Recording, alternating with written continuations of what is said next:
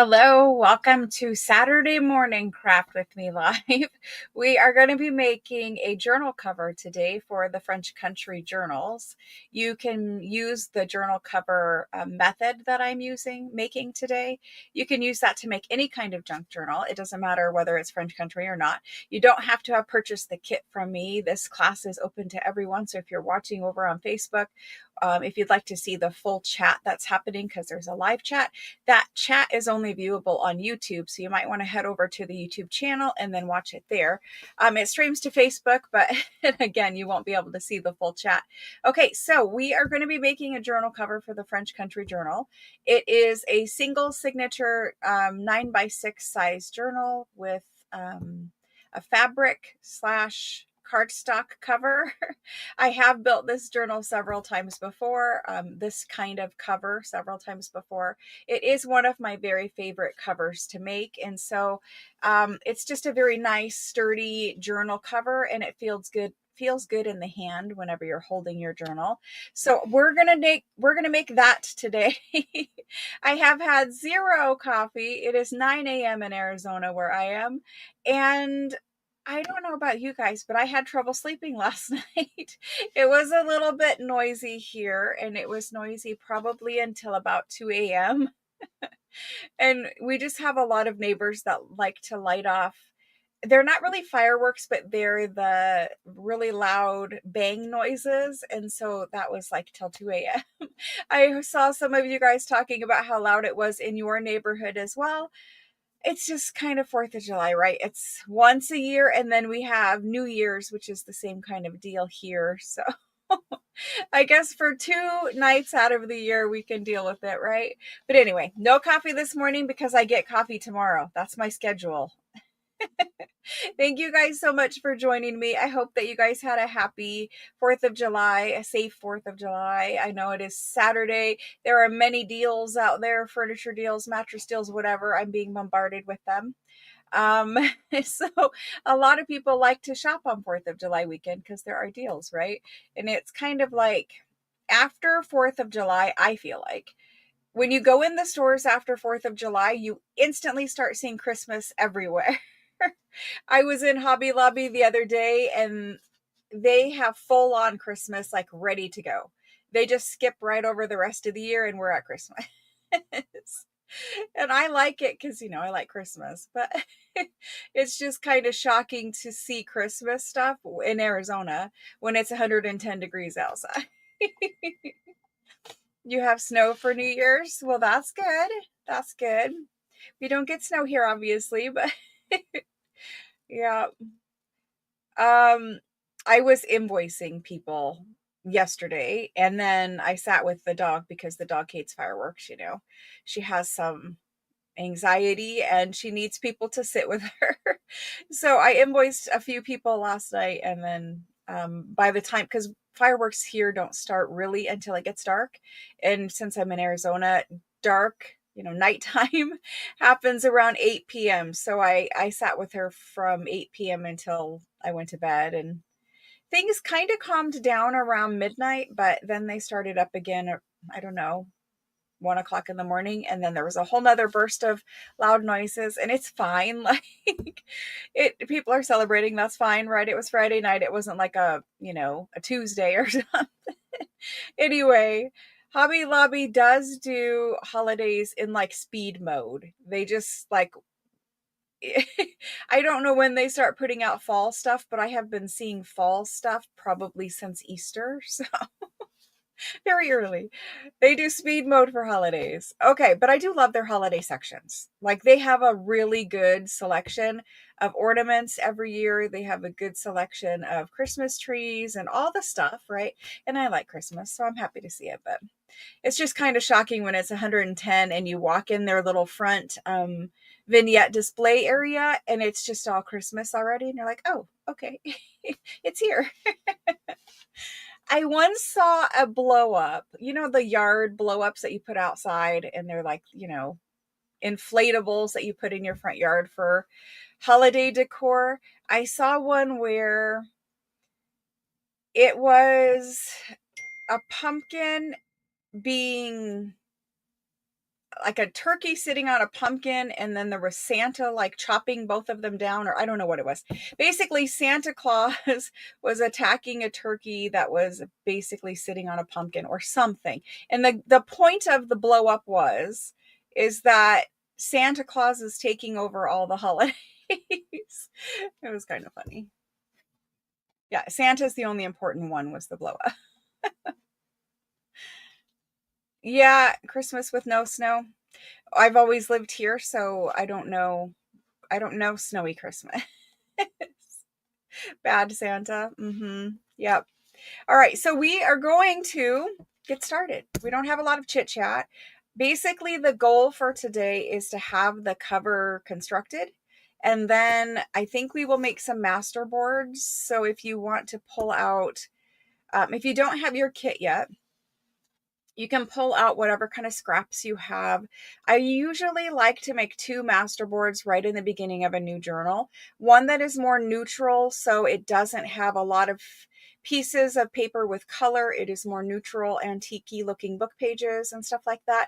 And I like to make one that is more specific for the themes. So if we make master boards today, which I think we probably will have time for, grab your scraps, maybe some red, white, and blue scraps if you want to do that color theme, maybe some neutral if you want to do that color theme. And then we're going to do the cover, get that done, and then we'll maybe make some master boards, cut those up. We might work on the topper for the journal cover. I'm not sure if we'll get that far, but we might do that. So anyway, that's kind of the plan. The goal is just to have a finished cover by the end of this morning for me, this afternoon for you guys. The cover should be done, not fully decorated, but it should be done. I don't like to decorate the cover until after I have sewn in the journal signature, because I like to put lace down the spine and cover up the signature strings. It's a little bulkier to fit in a book cradle if it's got the topper on the front of the journal cover. So just a basic journal cover. We'll make the signature in the next video. After that, the 3rd video will make pockets and ephemera. The 4th video is whatever ephemera is left, and basically just finishing touches of a journal. We might decorate the cover there at the very end, but there's really 4 videos per journal. We always start with the cover, or pretty much always start with the cover. The 2nd is usually a signature. 3rd and 4th is ephemera / finishing up.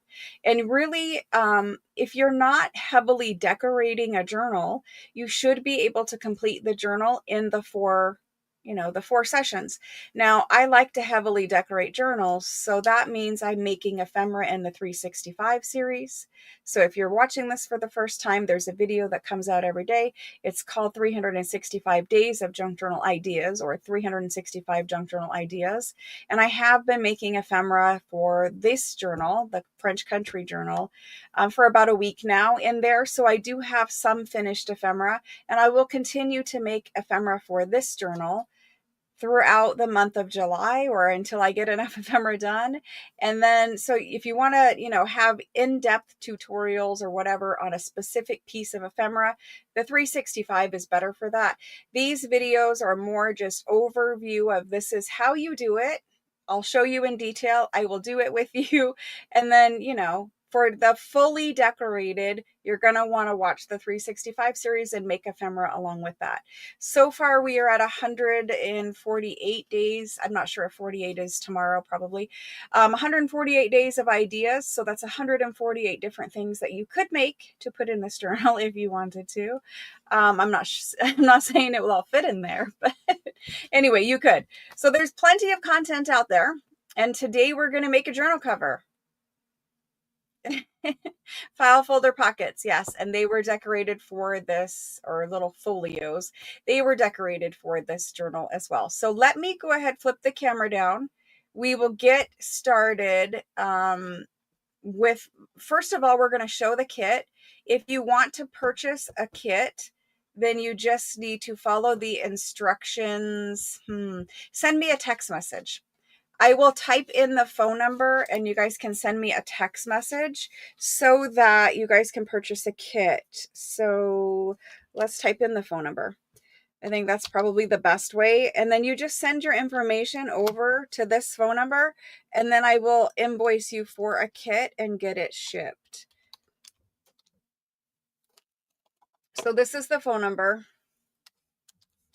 You just text it with your information.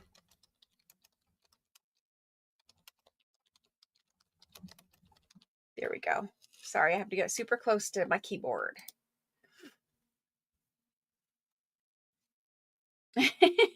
I know. So when you're sewing in signatures, normally for me, sewing in signatures is like mundane and it's just like one after another, it's fine. But when you're sewing in a signature and you're not in your normal chair, you're not at your normal desk, you're whatever, if you're filming, forget it. You're never going to sew it in great on camera. It's just the way it goes. So I know that sometimes they do get a little crooked. There are fixes for that, but if it's just a little crooked, I wouldn't tell you not to worry about it. You can put lace down the spine and then it hides the crooked look from the outside. And then on the inside, it might be possible for you to tighten just a little bit to straighten it. You can undo it and sew it in again, which happens all the time. There are name it the top journal maker that you have ever watched with a huge like 300,000 followers. They still have to cut out signatures and resew them. It's just the nature of the beast because things do happen, right? Especially if you're sewing through fabric or something thicker. The fairy journal was a quilt that is a little bit more challenging to sew through, so don't worry about it. You literally just cut it out and sew it back in again. Pin your pages together so that they don't wiggle because you've already poked your holes, and then just sew it in again. The problem was you couldn't find your clips. Yeah, that can be kind of a pain too, but it's all right. Don't worry about it. It happens. No, when the journal is sewn in again and completely finished, no one's going to know that it was crooked to begin with. It is frustrating to have to redo your work, but other than that, you just move on. It happens. Walking away from projects, yes, sometimes you guys got to do that too. Like I will make something and I won't be happy and I will walk away. And I've even done it on camera with you guys before where we assembled a signature live on this one of these classes, and I was like, something is missing. I'm not happy with the way that these papers are falling together. And so I finished the video, we did the whole class, and then I came back and I redid the whole video and the whole class again just because I wanted that signature to be perfect. So everyone redoes things. No big deal. Yeah, they do have clips there that work for journal making. We don't have really a lot of those stores close to us, but they do have those. Okay, so I'm gonna flip the camera down. We're gonna go through the kit. I saw a question, are there subscription openings? There are not subscription openings right now. I had offered subscription again in the month of July, but that list is over full at the moment, so I can't take any new subscriptions. So it's just a single purchase of a kit. I have a kit that comes out every month. That's why they're asking about subscriptions. But you could subscribe at one point in time to get the rest of the kits for the rest of 2025. I just have too many people on that list right now. So when I offer the kit for July, like right now, when you text, it's just for July's kit. When I come out with an August or a September, October, those kits are just, you're going to have to be in the live to claim them when I sell them. Usually kits are sold on Tuesdays and Thursdays in the live sales. Okie doke. So for kits coming up, because you guys always ask me, we have a boho kit, we have a sewing journal kit, we have a fall journal kit, there's a Christmas journal kit, there's probably multiple Christmas journal kits. There is, I don't know, there was something else I was going to tell you guys. There's a pink Victorian, really frilly, kind of shabby chic journal kit coming. There is a rose journal kit coming. I don't know. There's a lot of journal kits coming, and they might not all be in 2025, but I will do my best to get them there. We'll see. Next year, we'll do the same thing where it is a monthly junk journal kit. You can subscribe in January again. If I don't offer it before that, but you can subscribe in January. And if you subscribe in January, next year kits will be just handled just slightly different for billing and invoicing. But for now, It's a single month purchase only. Okay, flipping the camera down, we're gonna get started. There we go. So this was the July journal kit, and you can see that it is kind of a red, white, and blue kit. It doesn't have to be patriotic. It doesn't have to be for 4th of July. It has nothing to do with that specifically. It is themed for French country, which you'll see the theme come together as I go through the kit. Now, just because I'm saying it's French country doesn't mean you need to make it French country if you don't want to. Just because I have included some red, white, and blue things doesn't mean you have to use them. You are free to use this kit. You can disassemble it, and you can pull out pieces that you want to play with and save the rest for your craft room supply. You don't have to make what I'm making. You don't have to style it the way I'm making. You can do whatever you want to do with these supplies. Some people just buy my kits just to keep them and have them because they are supplies. Some people buy my kits to keep them for if they go on vacation or if they go to a retreat, because this is kind of like, you know, a whole overview themed kit that is easily to just pack in your suitcase, whatever, and take with you. So lots of people buy kits for lots of different reasons. Anyway, we're going to talk about some of the possible directions you can take this kit in, because it doesn't have to be French country.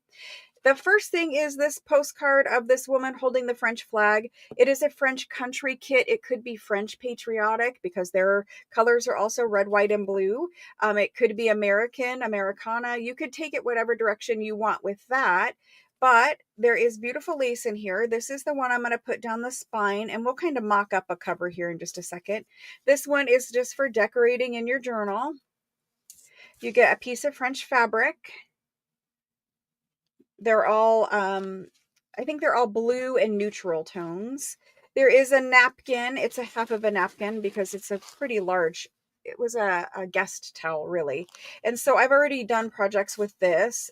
Beautiful for collage.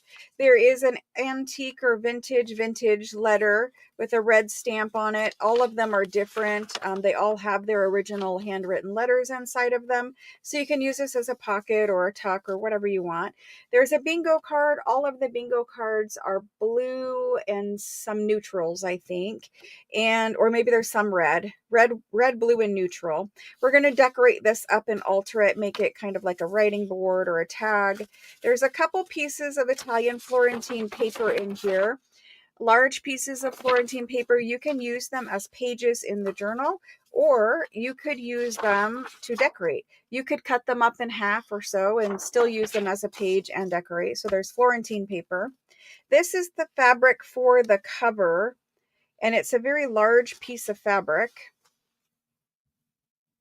And it is kind of a linen flax colored base fabric with some red toile flowers, foliage, whatever on top of it. So that's what we're going to cover the cover with. I'm going to reassemble this because this is actually somebody's kit.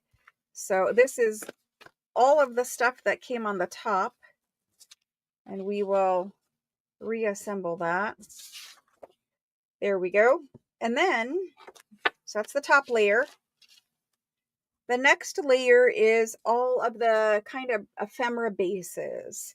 So you get this blue tag, you get a library pocket. I mean, these are super simple to just, you can see what you can do very quickly with that. There's a craft colored envelope in here, and there's a couple different styles of flaps. Some have the point, some have this kind. You can sew this in the signature if you want and close up your signature strings. I like to add beads to my signature strings or charms, so I'll probably use this as a pocket inside of the journal.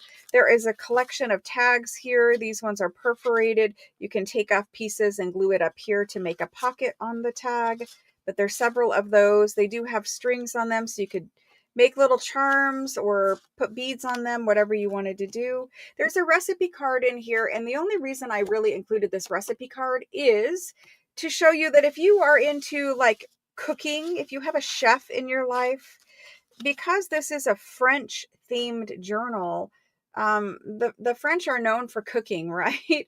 So you could take this journal kit and make this a recipe journal where you keep all of your recipes in. And a lot of people ask, well, how do you use a journal in the kitchen? it's just a book. It's decorated and it's pretty, but it's just a book. So you could write down your recipes on the journal pages. You could have little pockets where you keep, like newspaper clipping, magazine clipped recipes. You could make fancy little recipe cards and put them in there. You could gift it to a chef because it is a French themed cooking journal. So there's ways of making it a very nice recipe journal. And then there is a little coin envelope with a flap. There's a glassine bag that we'll decorate and make a pocket. A time card that we will decorate and make a pocket more than likely. There's a paper doily for sewing into the signature, or you can tear it up and use it for collage bits. There is an old craft magazine or newspaper advertising bag. You could fold it in half and put it in the journal signature if you want to. It makes some nice large pockets if you do that with it. Otherwise, you could use it as collage bases. I might tear mine up and use it in little bits and pieces throughout the journal. I might sew the whole thing in. I don't know yet. And so that was the pre-made, the basically ephemera bases. So from here, it gives you a lot of things that are quick and easy to decorate. So that's kind of that. We do make a lot of handmade ephemera for it also, but you don't have to. If you just wanted to make the base journal that I'm making, tuck these things inside of it and sell it into Etsy, you could definitely do that and people would buy it. But if you want that fully decorated thing, like I said, the 365 videos are going to give you a lot of individual little ephemera projects to make. So then we get to the printed section. There is a printed page of the ladies, and these ladies, these two are together in one image, and there's a house in the background. And since it's kind of a French country journal, this is kind of the style of the style in my mind of journal that I want to make, where we've got this country scene in the background and the ladies in the foreground. Anyway, I gave these to you in case you didn't have an original French fashion magazine. You at least have some Victorian ladies to cut out and put onto tags to decorate with, whatever.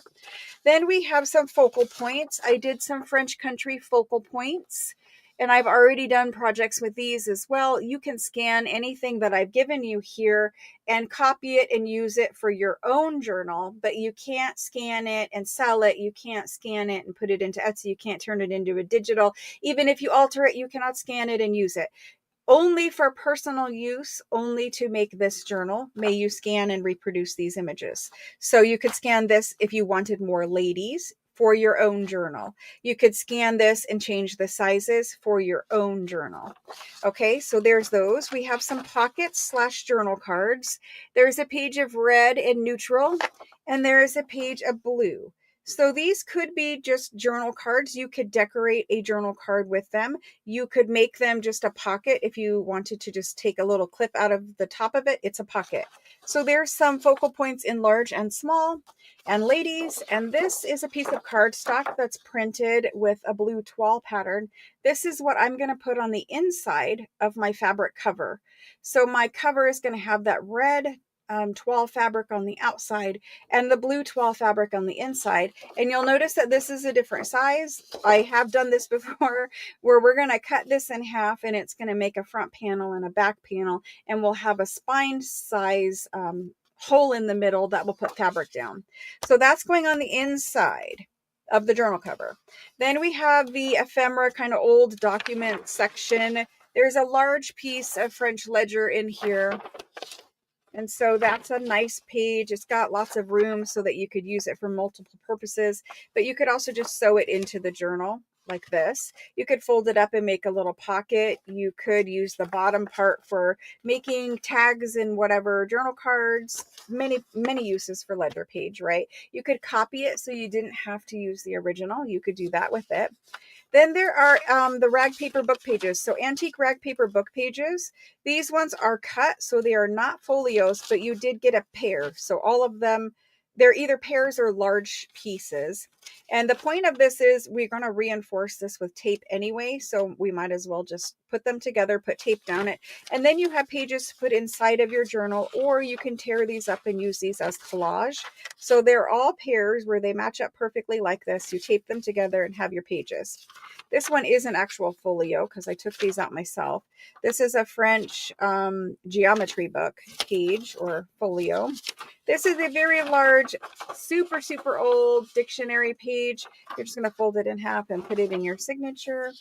This one is, you could put it in the signature. You could use it as collage, whatever you wanted to do. But it is a nice large piece of very old French paper.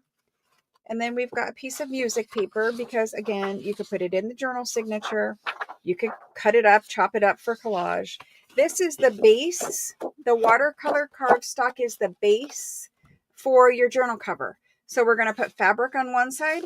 We're going to put the blue toile on the other side, and that's going to be our journal cover. So this is what we're going to work with today, is this piece of watercolor cardstock and this piece of blue toile and this red fabric right here.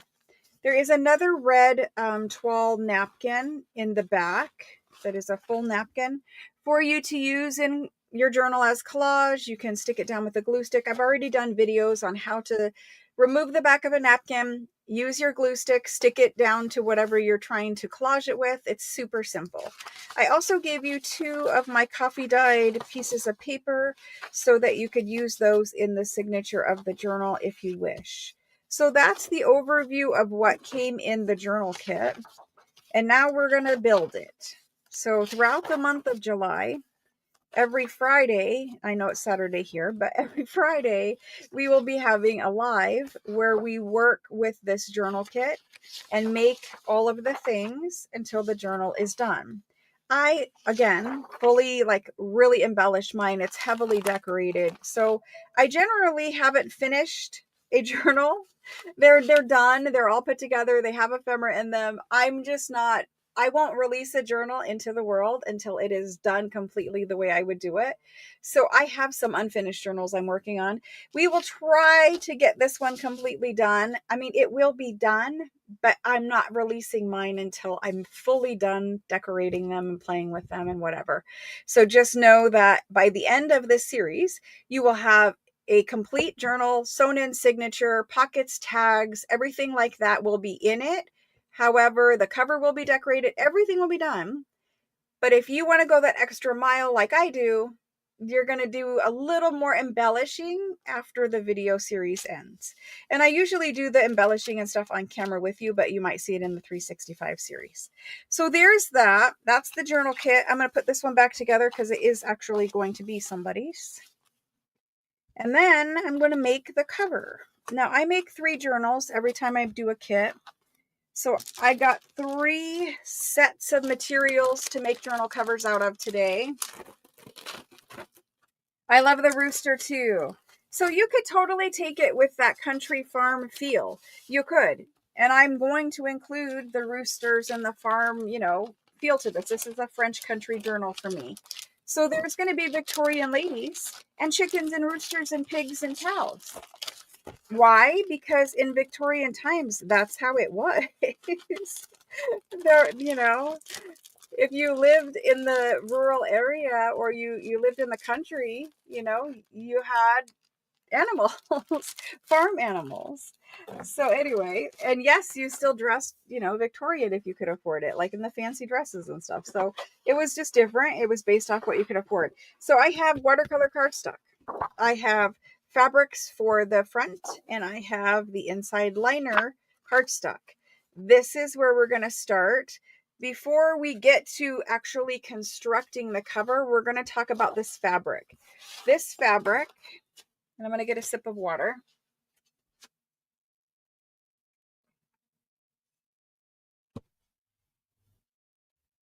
This fabric, because of where I got it from, which I'm not going to mention, it was dirty, grungy, kind of gross in reality. And I had to wash all of the pieces and iron all of the pieces. I washed them, I soaked them, I did whatever I could do to get these little stains that are here, there, and everywhere out of the fabric. However, all of the pieces of fabric will have some manner of staining or something like that. Like this one has some really dark spots here. I'm hoping you guys can see that. It has all of this over here. It's got grunge here. It's got a lot of grunge here. Like if I hold this up, it's got grunge. So see in the background, it's got grungy stuff here. Some of the fabric pieces, so the fabric is the fabric, the way it originally was beautiful enough for me to use for this kit. However, there is a little bit of grungy here or there. If you have a fabric piece that has grunge on the back panel, you might want to grunge the whole thing a little more. If you have a fabric piece that has grunge here in the center of your front, I didn't worry about it as much because, you know, we're going to probably decorate the front of our journal. But depending on your piece of fabric, you might have some grunge. So this one in reality, you know, it's got some grungy stuff here, but it's mostly on the front. My back panel, it does have grunge. I'm not going to worry about this panel. This is okay for me. I don't feel like I need to add additional grunge to blend it in.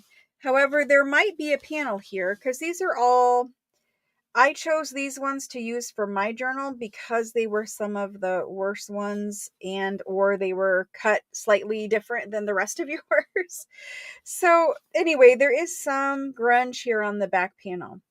If I decide that I want to add grunge, I brought in supplies to show you guys how to do that.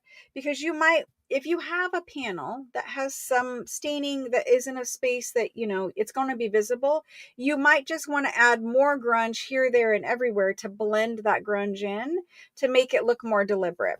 This has been washed. It is clean. If you smell it, you'll know that it's washed and clean. This is a lined fabric. So on the inside, it has a lining applied to it. The lining is going to help keep your glue from seeping through to the front of your fabric. And that's the main reason why I chose to go ahead and use this fabric, is because when we take our cardstock and we glue it to our cardstock, so you're going to take this panel, you're going to flip it over, you're going to take your cardstock, glue it all up, and you're going to glue your fabric to your cardstock. If when you do that, you have a big bunch of globs of glue, if this was a normal fabric, it would seep through to the front of your fabric and your cover would have glue marks all over it. It's salvageable, but it's not ideal. We probably want to try to avoid glue marks coming through the fabric. So if you have a fabric that has a lining like this, it's going to kind of prevent, it's not waterproof, but it's really hard to get glue to go through here. So we're going to be careful, but it is lined, which should help with glue, help to avoid glue marks on the front. Let me look at this other panel and see which one I want to grunge up for you guys, because I want to show you how to do that in case you all decide you want to grunge up a panel. So this one has quite a bit of grunge on the front, but the back seems okay. So let's choose one that I'm going to want to grunge the back of. So one of these two.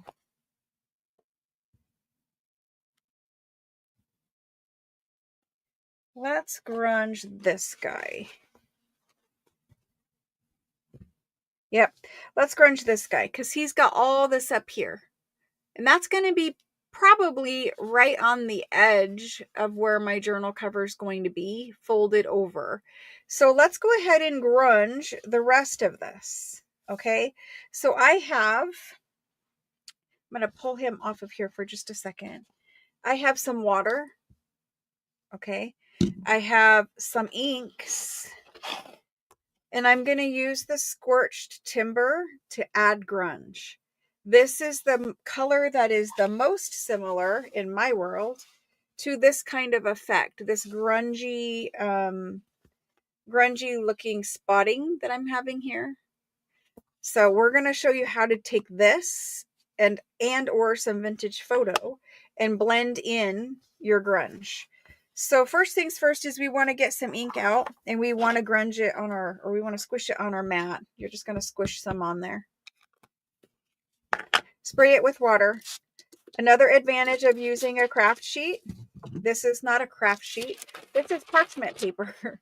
This is what I use as glue page to glue everything on. But another advantage is it will bead up like your craft sheets will. Somebody was asking, you know, how do I get it to bead up like this? Because this is what you want if you're going to be smushing tags and stuff in it. So yeah, the parchment paper works as a craft sheet. So I've added some water to it. I'm going to take my cover in this area and we're going to just kind of grunge it.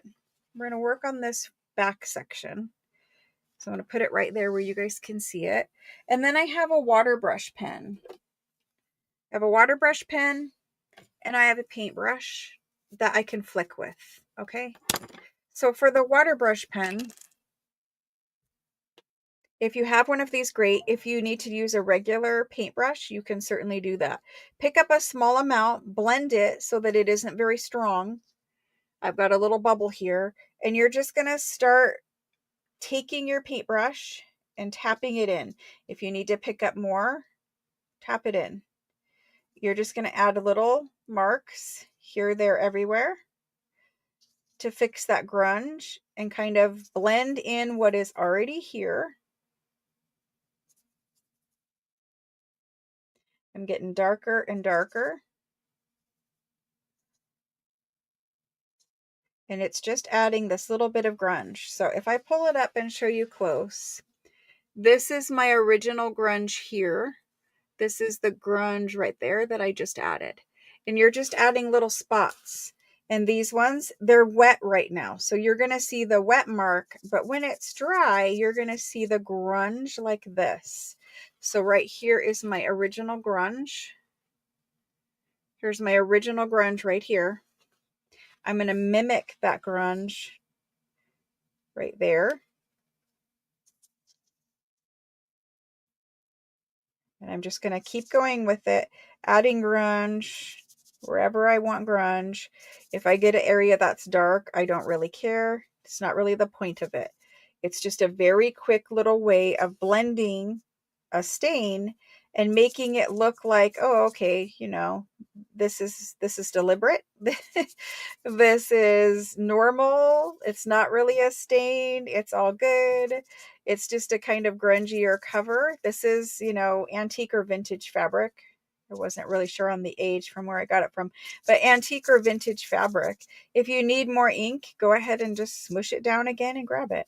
But this is just a simple way of blending in stains. So if you ever have a fabric that you really want to use, because sometimes, you know, we have vintage things and they're beautiful and we want to use them, but they have a stain on it. Well, you could try to cut around the stain if you want. You could try, you know, using the bits that aren't stained, but sometimes we really want the part that's stained. Just go with the stain. Just go with it. Don't try to avoid it. Don't try to cut it out, whatever. Just go with it.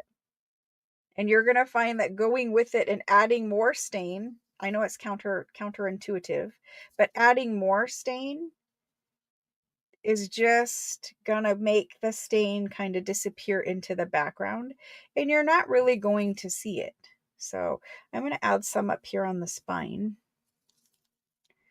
even though we're putting lace there. So I've kind of added it everywhere. I'm going to add some out here in the margins as well. And yeah, you can see it's got a little bit of a smoosh. That's fine. We're good. We're going to add some journal topper to this anyway. But because we're going to roll our fabric over the edge of our journal base, like the watercolor cardstock, we're going to roll it over. I also want to add some grunge in this area, just making sure, you know, everything is grungy enough. I don't want my edges completely white. So I've added quite a bit of grunge there. I feel like it is good. Now I might want to change the direction of some of this.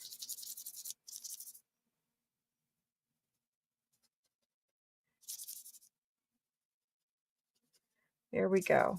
And I think the scorched timber really is a unicorn of colors because you can do so much with scorched timber. If you want it to look black, it'll look black. If you want it to look brown, it will look brown. You can totally change this to whatever you want. If you want it to look gray, you can even get it to look gray. So I like scorched timber a lot. It's probably one of my favorite colors. I would ink with it, but for me, for my taste, it is a little dark for inking. So I have added a lot of grunge to this one. A lot. My water droplets are drying. You can start to see where I've added a lot of grunge. It's just here, there, and everywhere. And I did add a lot more here because when I add a topper to this, you're just going to see bits and pieces of that grunge poking out. So that's going to be how to make your stained fabric look more normal, like not stained, like it was deliberate, or just blend in that grunginess to where it's kind of everywhere. So if you happen to get a piece of fabric that had some marks on it, you're just going to use whatever you've got. You know, if you don't have scorched timber, find a color that is that blacky brown. Maybe you blend two together and you go ahead and, you know, make some little marks here, there, everywhere on your cover. Right now, I'm just trying to make it look dirty. There we go. Dirty is grunge, yes. So there we go. And now, if you really like, you know, it doesn't matter. You could just, there you go. You got some grunge on there. It doesn't matter. I didn't have any harsh lines or anything there. So I've got grunge on mine now. It's all good. We're gonna decorate. So it's not gonna matter. So there's that.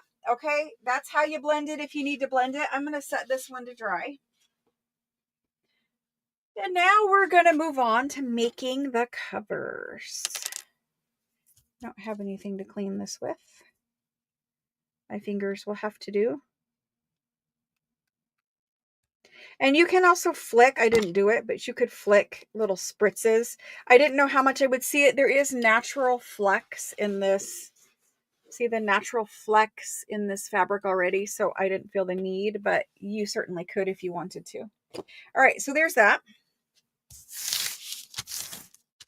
There we go. Just making sure it's kind of dry. All right, so next step, take your cardstock. Your white watercolor cardstock, no printing on it. It's completely plain. That's what we're going to make the cover out of. The first thing that you're going to do is take your fabric,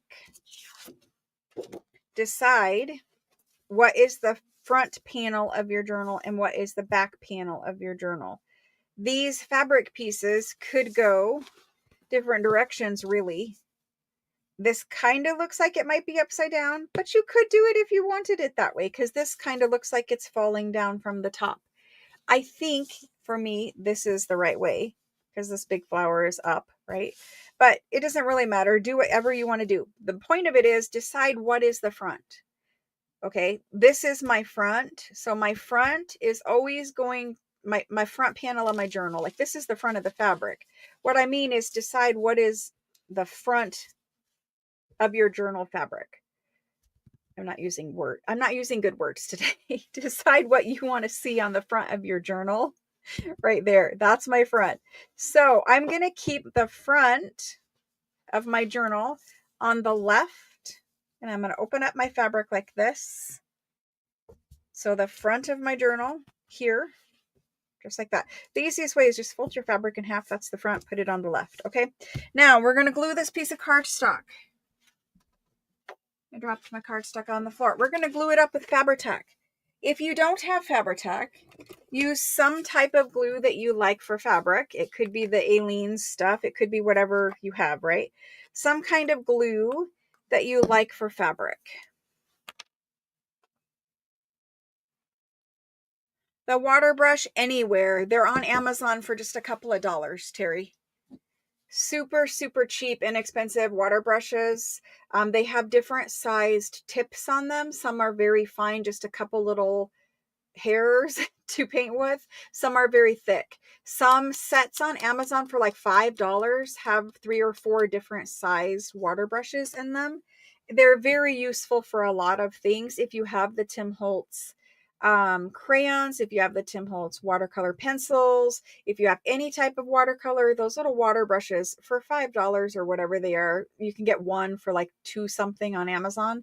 Very, very good things to have in your arsenal. So anyway, fabric is laying flat here. I'm going to take my cardstock and I'm going to turn on this light for you guys for just 1 second. It looks a little dark in here. Hold on just 2 seconds.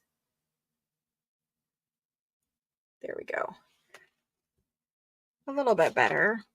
So I'm going to take my Fabri-Tac, which is also, I get it from Amazon, and I'm going to start gluing it. I'm not going to add glue to the edge just yet, but I'm going to start gluing it. Let's see. Okay, we're going to glue all the way to the edge. Not like, can you guys see? I'm keeping it probably a 1/8 of an inch from the actual edge of my cardstock just because I don't want it to seep over. But you're going to glue your entire piece of cardstock. If you get big blobs of glue, you're going to want to spread those out. Do not leave big blobs of glue ever when you're using fabric. They will come through. Even if it's lined, it might still come through. So anyway, I'll show you how to spread them out. I've shown you guys before. Most of you guys understand what I'm saying, but we do have some new people who have never built a journal before. And so you're going to take Fabri-Tac and just make your lines all over your cardstock. You want to glue the whole thing. You cannot leave air pockets. What I mean by that is there needs to be a lot of glue on this piece of cardstock, but it needs to be spread thin. If you leave an air pocket where you don't have any glue, that fabric is going to be loose on the cover and it's going to be visible that it's not glued down. Fabri-Tac is the best glue, in my opinion, when using fabric. It's called Fabri-Tac, right? But I like it for many reasons. A, it's clear, so it dries clear, completely clear. It doesn't dry milky or anything weird. Doesn't dry yellow. I really like it because it holds like a hot glue, so strong like that. But it's not that hot glue that's going to burn your fingers. So I'm adding quite a bit of glue there. If you use Fabri-Tac, it does stink. It kind of smells like fingernail polish remover. It's not as bad as that. It's not as strong, but there's definitely some acetone in here. So I'm just kind of finishing off a bottle of Fabri-Tac. So you can see I'm just going in and adding glue pretty much everywhere. Avoiding big globs, and I'll hold this up and show you guys too.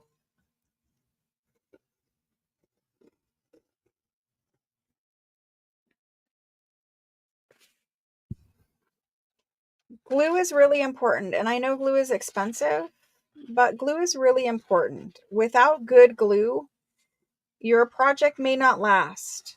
If you're not having good results doing stuff you see other people do on camera and you're using a different glue, my advice would be to try the glue that the people are using on camera, whatever it is. Because glue, I know it's expensive, right? I just looked at the Uhu glue sticks and they have gone up in price again. But there is, in my opinion, there isn't a better glue stick than the Uhu glue stick. And I think if you're going to make something, you're going to put all that hard work into making it, you want it to come out nice, you're going to have to use a good glue, because otherwise things lift up and all your hard work, kind of gets ruined. So if you're not using a good glue, if you're trying to use the dollar store glue, you surely can do it. However, it probably isn't going to last for decades. It probably isn't going to last for years. It might not even last the day. It might not hold down. So just, everybody's got to do the best they can with what they can afford. But I'm saying, if you can, try using a good glue, because it's really important. So I do have some bigger globs. They're not super big. So what I mean is, don't leave anything that looks like this. Like I said, I'm at the end of my bottle. Don't leave anything that looks like that. Take your tip of your glue and just spread it around. Okay? So there's that. It's all glued. I'm going to take it and I'm going to flip it over and I'm going to put it kind of somewhere where I want it. You have some room on most of these fabric pieces, so you could position it. I'm just going to basically plop it down. Whatever I get is what I get. Not too worried. And so I'm leaving a good 1/2 inch on all the sides.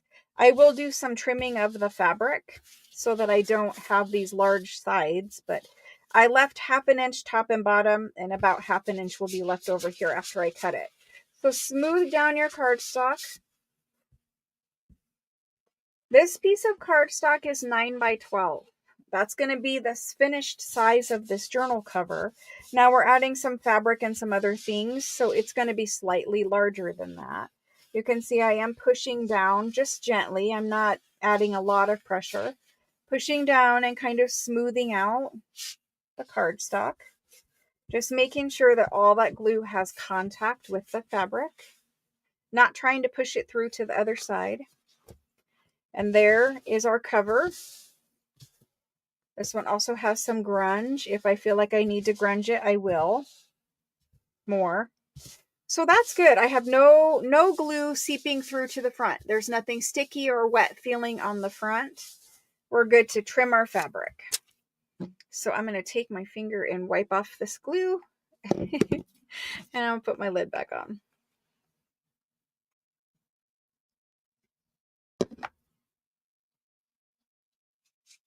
Okay, so let's trim our fabric to about 1/2 inch. We don't want too much bulk. This might be too much. We'll have to see here in just a minute. But you're going to trim it to about 1/2 inch.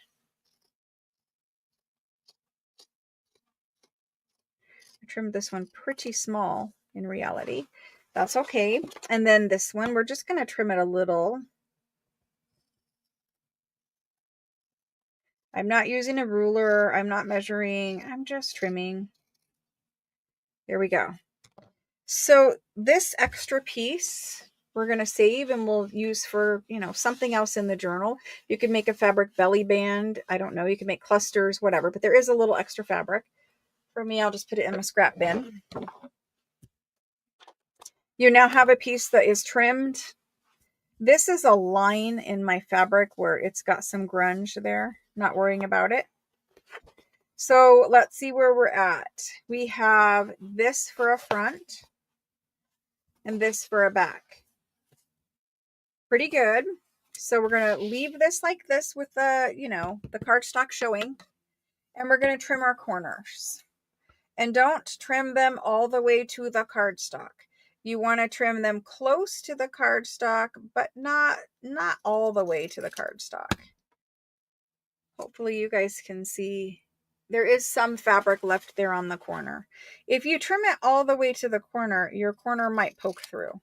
It's not like, this isn't brain rocket science, whatever they're calling it. Yeah, rocket science. This isn't rocket science. Just trim your corners. If they're not trimmed enough, trim it again. You can save the little corners if you wish to. I don't wish to. They're in the trash. Okay, we're here. Now we're going to set this to the side for just a moment. I'm just going to set it off to the side. And we're going to work on this piece. This piece right here is your blue cardstock. This is a 65-pound cardstock.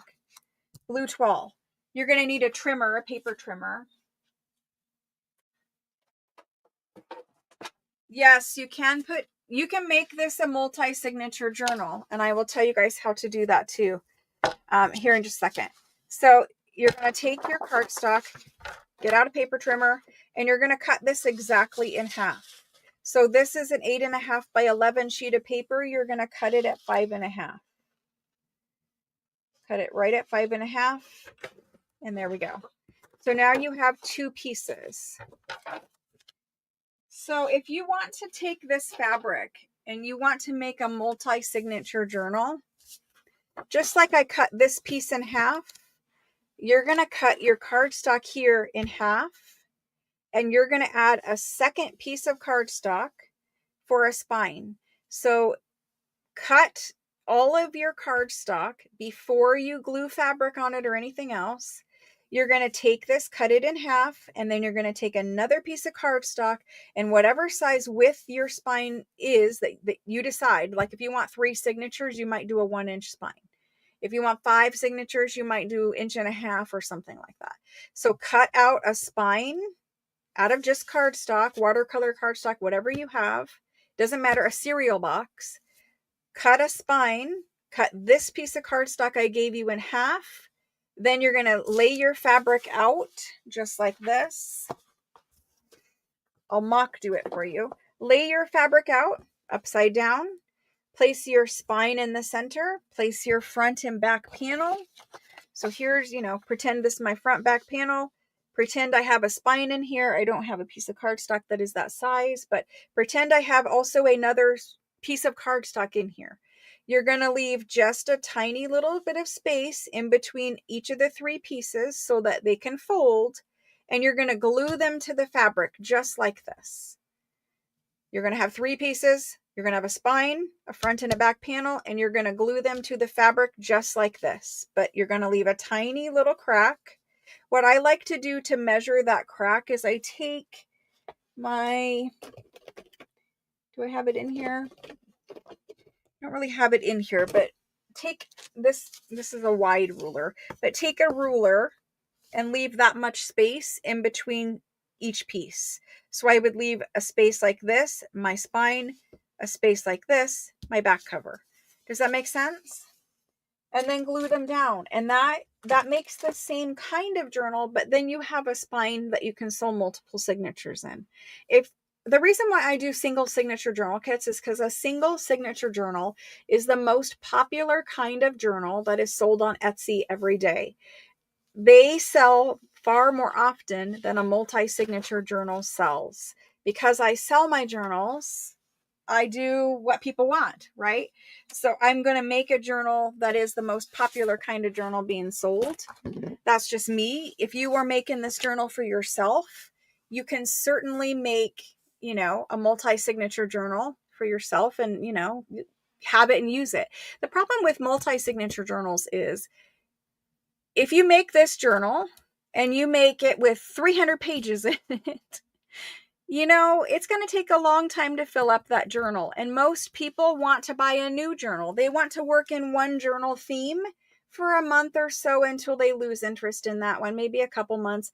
And then they want to buy a new journal that's a different theme, a different color, whatever, and they work in that one.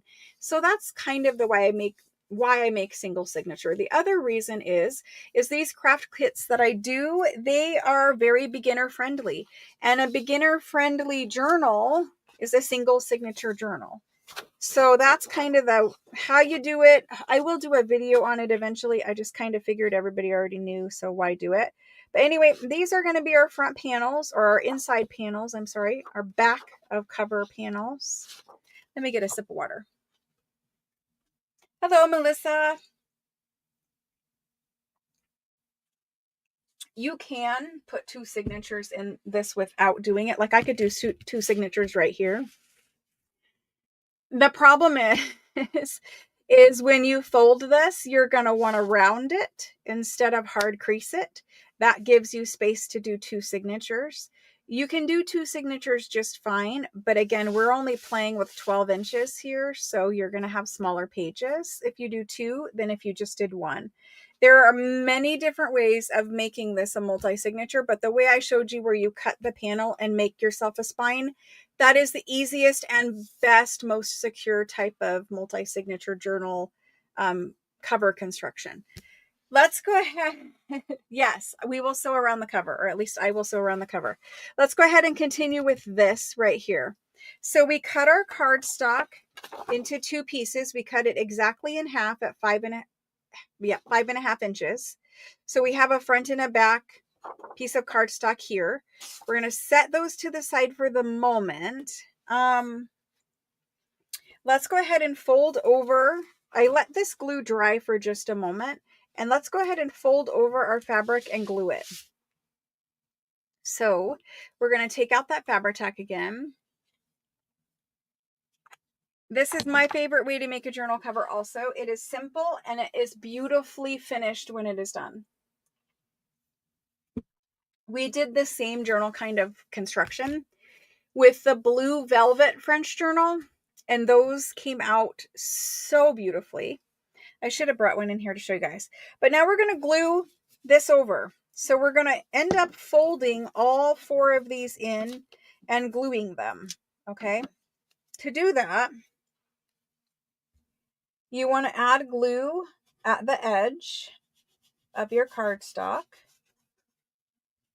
You could add it to fabric, but I prefer to add glue to cardstock because that fabric, you know, it might seep through.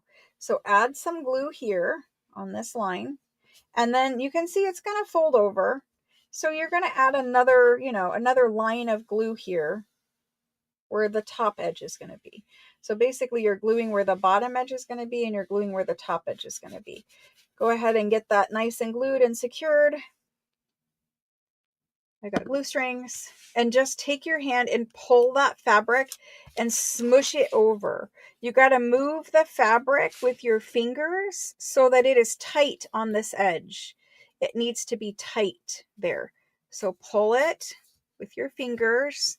You could use a bone folder too, but I like to just pull it with my fingers and squish it over. Here we go. I got glue on my fingers. Perfect. So this tight edge here, this is what we're looking for. You're looking for this very tight, wrapped around edge. No bulk. Okay. Now we're going to glue the other one. This bottle is really trying to die on me. And I just eyeball how wide that piece of fabric is, really.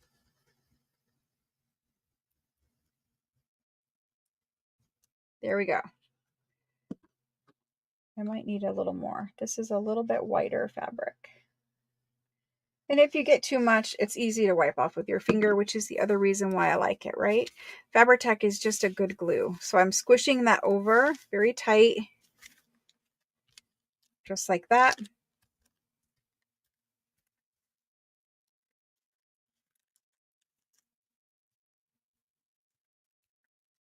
It is not necessary to glue all the way to the edge of here. Just guess it. If there's a little that's not glued, it doesn't matter because we're going to cover it up. What's most important is you get that tight edge down the edges, right? No bulk, no wrinkles, nothing like that. Okay, so now we're going to work on this side. And we're going to go from here.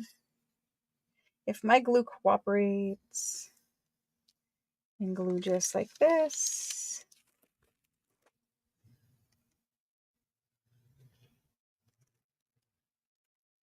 Getting plenty of glue, making sure I don't have any big globs.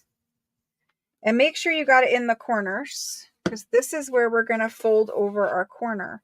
And so in reality, I like to just take a little dot and put it right there. In reality, and when I'm not filming, I put a little dot right there. Okay, and now we're going to fold this over. Just pick up your fabric and pull it and start squishing. And so right there is our tight little corner.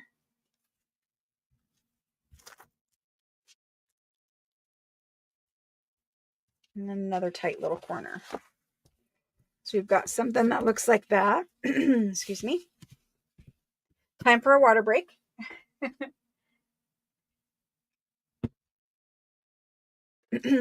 All right, so our corners are tight. They're glued. Make sure that your corners are the way that you like them. They're folded nice. They're tight little corners. That's good. And now we're going to do this one, same thing. So basically the reason why we wrap this fabric around, there's several, but one, it covers up all your edges of your cardstock, so you'll never see this white cardstock down here. The reason why I like to use the watercolor cardstock is because it is sturdy. It's much sturdier than a regular piece of cardstock. Watercolor cardstock, because of the way they make it, it's made to withhold water. It's made to, not just warp and shred when water is applied to it. It is a much stronger cardstock. All right, so now we're going to fold this guy over. And the reason why you want to cut off as much excess of your fabric as you can is because it adds bulk here. And we're trying to just, use it where we need it without adding all of the bulk. So that's why I trimmed off the little excess. and left about 1/2 inch. Sometimes it's more of a 3/4, but it didn't really matter as long as we got it wrapped around and we have some all the way around. You want this frame all the way around. You need that fabric frame because your inside cardstock is a smaller size. And you want to see this fabric around your edge. So let's just make sure these corners are tight and down. I'm going to add a little bit more glue right here. Tight and down. There we go. Your corners are the most important things. That one's down. Okay, so we're good. We've done it. This is where we're at now. We have a beautiful fabric covered piece. And again, this isn't a wrinkle. It is a mark on my fabric. So you have this beautiful piece of fabric covered cardstock. You can feel the weight and the thickness of this. This is going to make a beautiful, durable cover. So again, you want to find your front. This is my front. So I'm going to take this front and I'm going to flip it over the front of my journal cover. I'm going to flip it over and put it on the left. This is important because we're using two things that are directional. So you have papers that have trees that are directional. This is less directional, but in my eyes see that this is up. That this is the front cover of my journal. This is the back cover of my journal. So that's why you want to keep things directional now, because otherwise you might end up with upside down trees. And that would not be ideal. It wouldn't. So make sure that the front of your journal cover is on the left side and you have it, the back side showing. This is the back. Okay. Now put your trees right side up. So here's the ground. The trees are, they're standing up, right? Just make sure you don't put your trees upside down. The whole point of this. Now at this stage, we are going to glue these two pieces in here. Before you do that, you want to decide if you want to ink around them. I do want to ink around mine. And we're going to glue them where there is a border of this fabric showing all the way around your panel. Okay. So whenever you do glue it in, make sure that you have an even border. There is going to be an open space in the middle of your journal. This is going to be open. Do not glue them like this. The whole point of cutting them was so that we could leave that open in the center right there. Okay. So I'm going to ink mine and then we're going to glue those in.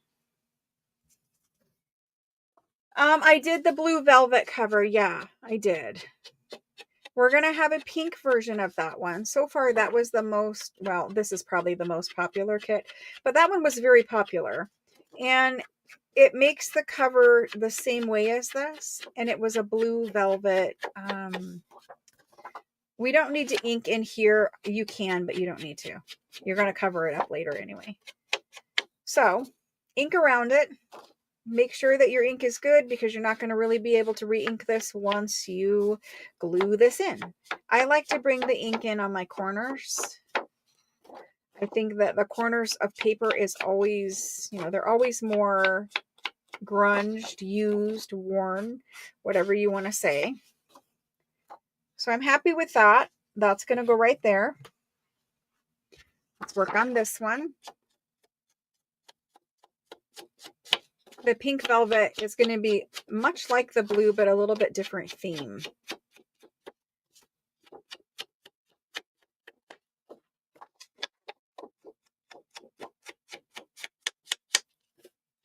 So on an impromptu, not normal Saturday day, I can't say morning. It's morning for me, but it's not morning for you guys or for all of you. Thank you for joining me. I know it is not our normal scheduled time, but because last night was 4th of July, we have decided to move our little crafting session to today, this morning for me. just because I think it was going to be too hectic. It probably would have worked for a little while, and then the dog would have thrown a fit, and then that would have been that. So I'm just making sure my inking is matching. Have the same level of grunge on everything. I'm happy that I brought it down there a little bit more. I think I'm going to bring it down here a little more. They're printed on white cardstock, and I just want a little bit more grunge. So I'm happy with all of that. Again, you don't need to ink the center part. I did just because I do, but you didn't need to. Or at least I'm going to cover mine with fabric, so I don't need to. But maybe you want yours open, so you might want to ink in there. But you're going to have a space in the center. By design, you have a space in the center. It is for a purpose. So again, don't glue your cardstock like this. Don't glue it together here. You can, but I would prefer you didn't, and leave that space in the center right there, okay? So let's glue these down.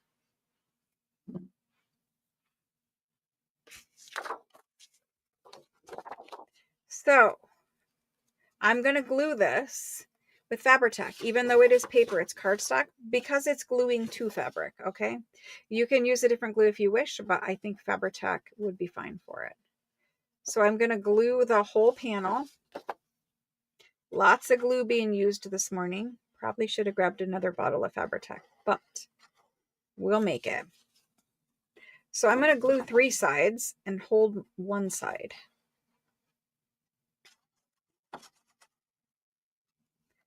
And this bottle is really wanting to quit on me.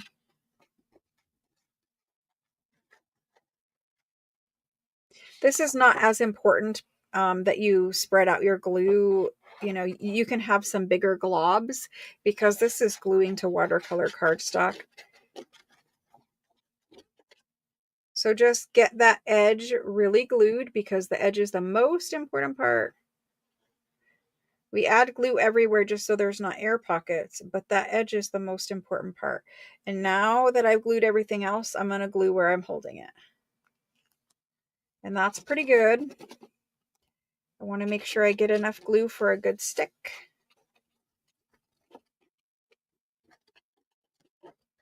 All of this glue also serves a purpose that no one really ever talks about. The glue's purpose, yes, it is to glue the panel down, making sure my trees are up. Yes, it is to glue the panel down, but that glue actually adds some weight and some thickness that we're looking for in a cover. It adds stability, basically. Oop, just got glue there. Don't get glue, but glue your panel down. And after you're done with this, I think to me, every time I do this kind of cover construction, when it's done, I am surprised at how much of a bookboard feel these covers have because they have a lot of glue. They've got layers of cardstock, layers of fabric. So to me, these are really like an actual book cover. They get pretty thick, but that space is designed there in the middle so that we can sew our signature in without having so much bulk. And it also allows your pages to not fluff out the edge quite as much because you have a space here that's kind of holding that signature. We'll talk more about that when we do it. But we're getting this glued down, making sure that you're going over the edges of it. Now, if you ink with a Tim Holtz ink and you touch wet glue to it, because Tim Holtz ink is water reactive and glue is wet, no matter what glue you use, it's going to smear your inked edge. So that's why, you know, I'm kind of pressing down and I'm being careful not to smear that glue, because once you smear it, you're going to smear it right into your beautiful inked edge. So we're going to let that sit and we're going to do the next one.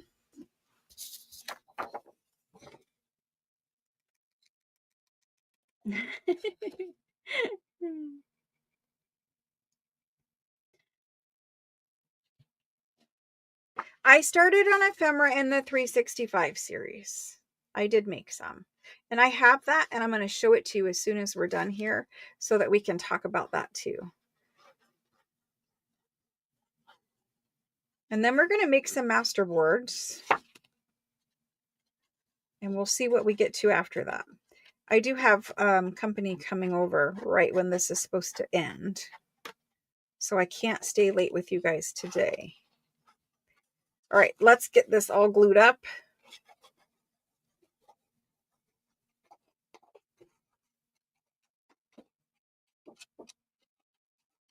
But the purpose of the glue adds that stability, that bulk. It is actually, so like you can use a 65-pound cardstock like I have here, but by the time you've glued it, you're going to end up with something that feels like 300 or something. It's got so much more bulk to it. And sometimes bulk is good and sometimes bulk is bad. Bulk on a journal cover is good. It adds, you know, this way, this kind of cover, it adds so much more structure to the journal.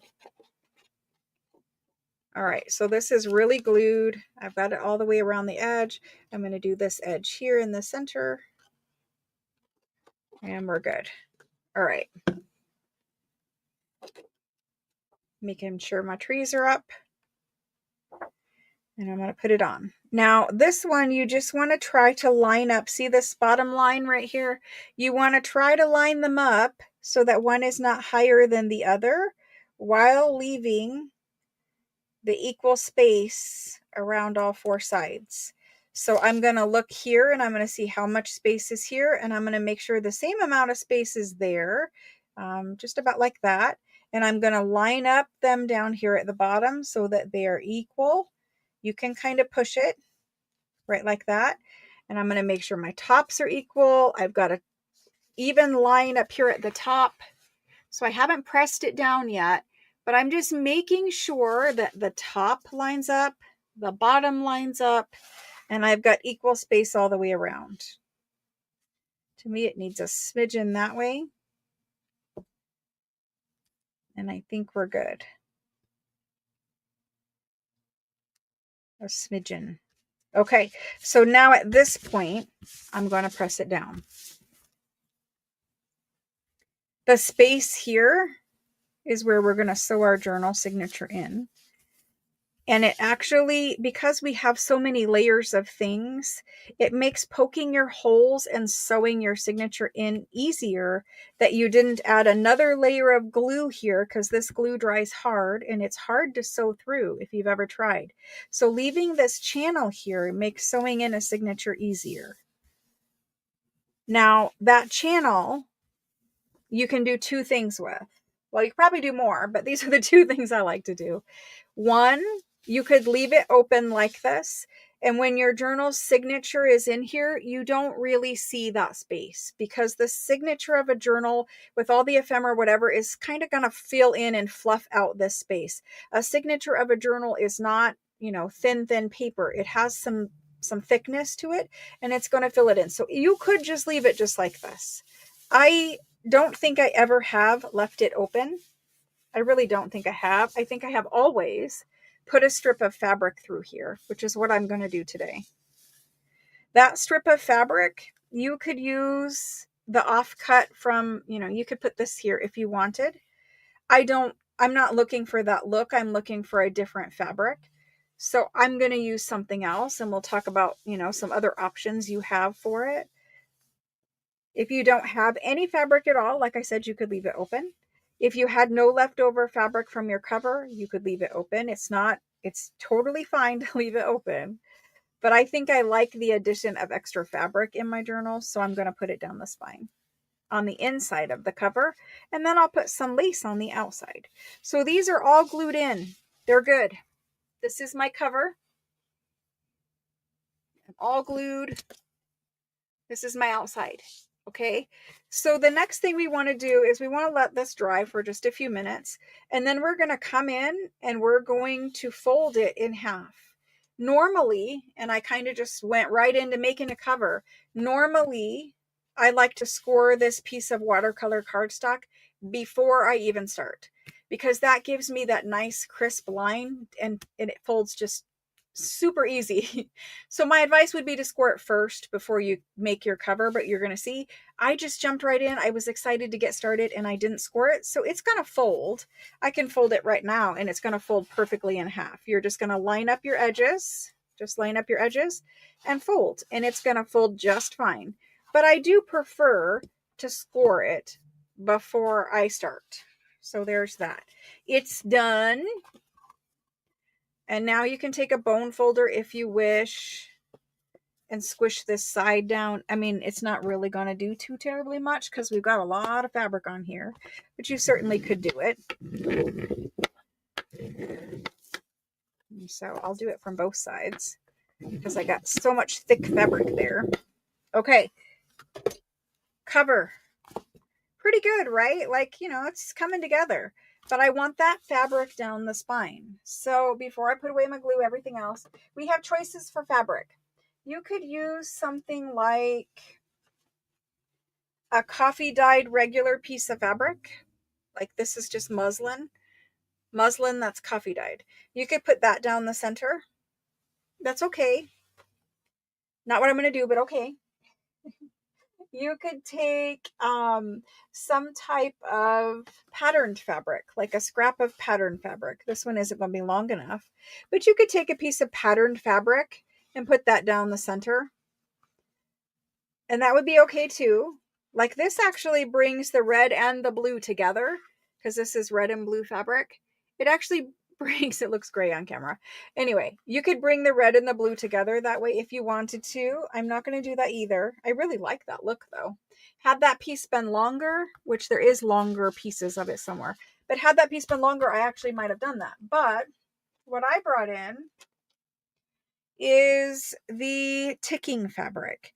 And I like the ticking fabric specifically in the French journals. I think the ticking fabric is really pretty in the French journals. This is coffee dyed ticking fabric.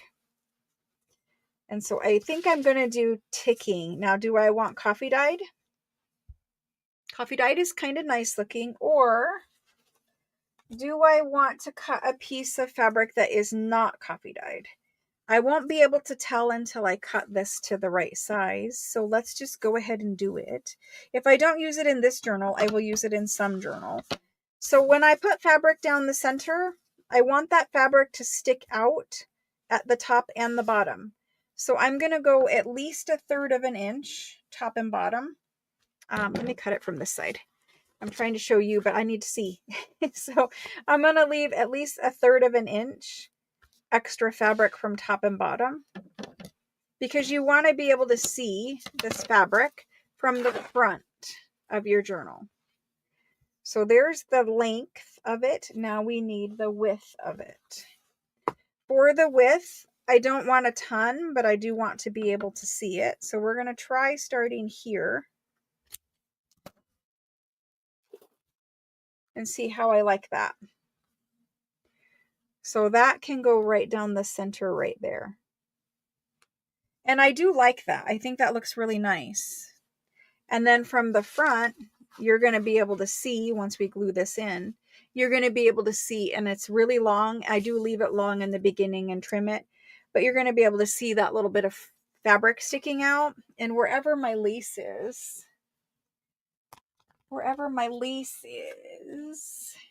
in this journal kit, let's pop out this lace for a second and look at it. You can get the ticking fabric from Amazon, honestly. It's kind of a staple. So here's my advice with ticking fabric. As much as I love Amazon, Hobby Lobby has the best price on ticking fabric because their fabric goes on sale 40% off all the time. So we're going to have that sticking out. You're going to have your lace coming over like this. We're going to have this French postcard after it's trimmed out and cut out and backed and more lacy stuff all over it. That's going to be in there. So you can see that the blue ticking actually is going to go with my theme. Now, if blue ticking doesn't go with your theme, use something that does go with your theme. But Hobby Lobby has the best price on ticking fabric. However, if you do not want to go to Hobby Lobby or you do not have a Hobby Lobby close to you, Amazon sells. There are 3 colors of ticking fabric that I suggest every single crafter have. There's a neutral colored, like coffee ticking fabric, where the stripes are coffee colored. There is red ticking fabric where the stripes are red, and this is the navy blue one. Those are the three colors that I think every single junk journal maker needs to have. Because, do I have any in here? I don't. Because those are the three that go with everything, and you can do little tiny clusters with them. You could add a pocket with them. You could make an entire inside of a journal cover. Like if I wanted to, I could have put this ticking fabric on the inside for my journal cover. But ticking fabric, it instantly looks old, right? And it's not old, but it does look old. When you use ticking, it is definitely a vintage, a vintage project, right? But those three colors are the three that I use all the time. I think they're well worth buying. They're very inexpensive. You can get a yard of ticking fabric at Hobby Lobby for like $4. So it's not very expensive. Now on Amazon, it is slightly more, but they deliver it to you. But that's the plan with this lace, is it's going to go over the edge like this. And you can make it where these little points are on the front, or you could make it where the little points are on the back and you have a scallop on the front. That's up to you. You decide what you like for it, but I wouldn't glue it on until after you sew your signature in. Okay, so let's just get this finished. Yeah, from old mattresses. Those are really expensive now. I have some that are from old French mattresses, and I have some that are from old American mattresses. They actually were pillowcases. You know how we have pillows now? We have pillows now, and they have like white, a white fabric over top of the fluff in the pillow.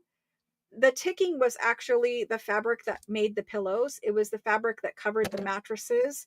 It was used in chair cushions. It was used for many different things. But we mostly find it now from pillows, like old feather pillows. We find fabric, that was from those originally, and we find fabric that was on mattresses, but not very often anymore, and it's super expensive now. So I'm going to glue this in right like that. And I keep looking at it because I should not have done this, because now I kind of want this. I kind of like this fabric. Don't you all agree that this one might be better? This might be a better option. This is why I can't like play on camera with you all, because I'll change my mind in a heartbeat. And when you're leading people, you're not really allowed to change your mind. So I might glue this fabric in instead of this fabric. Both are good options. Both are good. Let's just glue this one in, and maybe in one of the other two, I will use this, because I do make 3 journals. So let's glue this one in just so I can be finished. Now, when I glue this one in, I'm just going to add glue. I'm not going to glue in this channel. I'm going to add glue at the top, across the top of my 2 journal covers, because I don't want to sew through glue when I'm sewing in my signature. And I'm going to add glue here at the edge of this panel.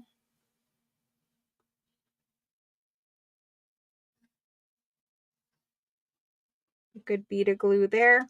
I'm going to glue the bottom right like this. And I'm going to glue the other side of the panel. This glue, it dries hard. It's, it's really kind of a beast to sew through. So I try not to get glue in there. And then, however wide my strip is, we're going to add some extra glue. And it doesn't matter if you get a little too much, you can wipe it off. It's fine. And then you don't want your piece of fabric glued completely down. You want to leave those edges fray a little bit and be a little bit loose. So just get glue to tack it down. You're going to sew your signature through this. It's not going anywhere. The glue is just kind of to hold it in place. I've got some good fraying happening. If you want to fray it more, do so before you glue it in. And just poke out a couple little strings here. We'll have additional fraying, and we're good. A little bit more to match the other side. Perfect. Okay. Tossing those away, although you can make little thread nests out of those if you would get off my finger. I have string stuck to me.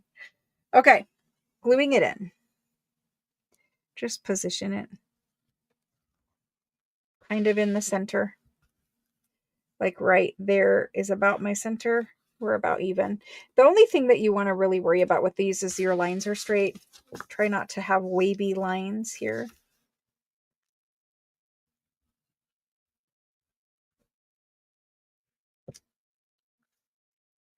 So that's in all this little fringe. This was the salvage edge.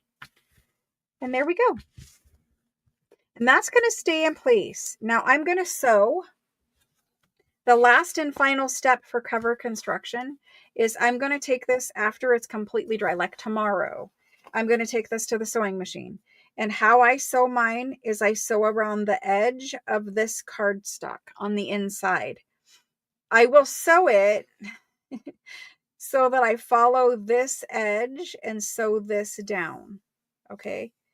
If you're trying to sew from this side, you can sew from this side, but you're going to miss this piece of cardstock mostly, unless you sew pretty far in.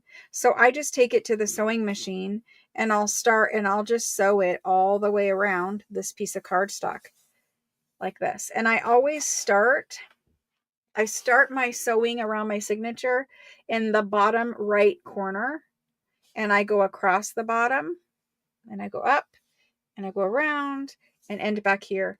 The reason why I end over here is because sometimes when you start your sewing machine, he might be having a bad day. He might say, no, I don't really feel like sewing nicely today.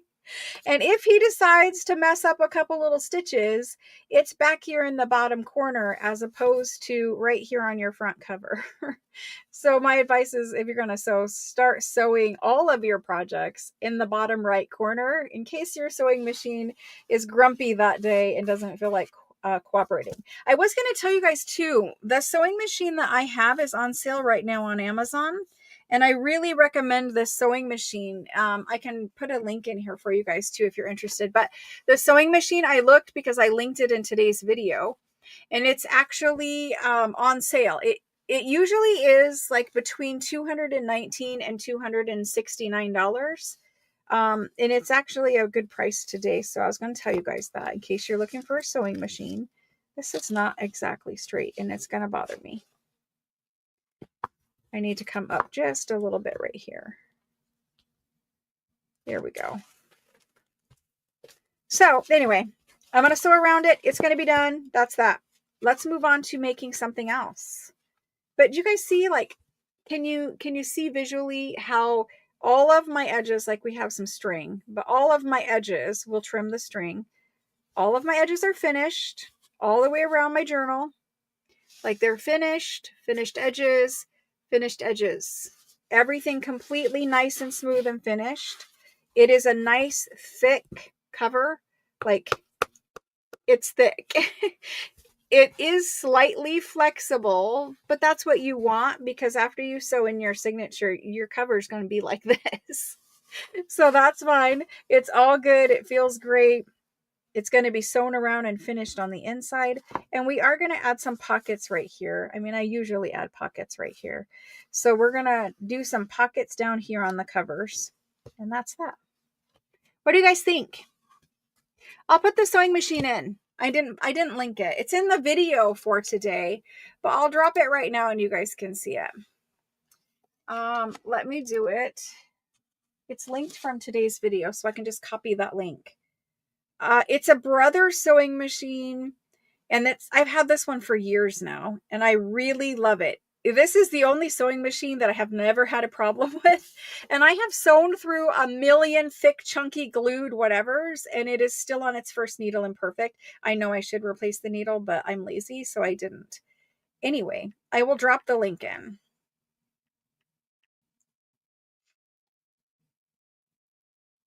Yeah, it's $195 right now. It's a Prime early deal because, you know, Prime Day is coming up. So I'm going to drop the link because this is a very good machine for $195. Super good. Let's see, where can I drop it? I can drop it right here. All right, getting there. Getting there. It's going to start playing. Getting there. Shh, quiet me. It's going to quiet. It's because I'm doing it for my phone. Okay, here's the sewing machine link. There you go. Now, it may or may not be clickable. Is it clickable? Do you guys see it where it's clickable? Let me check. It looks clickable to me. Can I click it? Yes, I can click it. Good. Yay. Okay. So anyway, that's the one I have. I really have had a good time using that one. I've had several others in the past and broken them. So if this one's still with me for years without any type of issues, I'm pretty happy with it. So anyway, the cover's good. We're going to go on to making masterboards now. We have some time. I clean off my glue nozzle.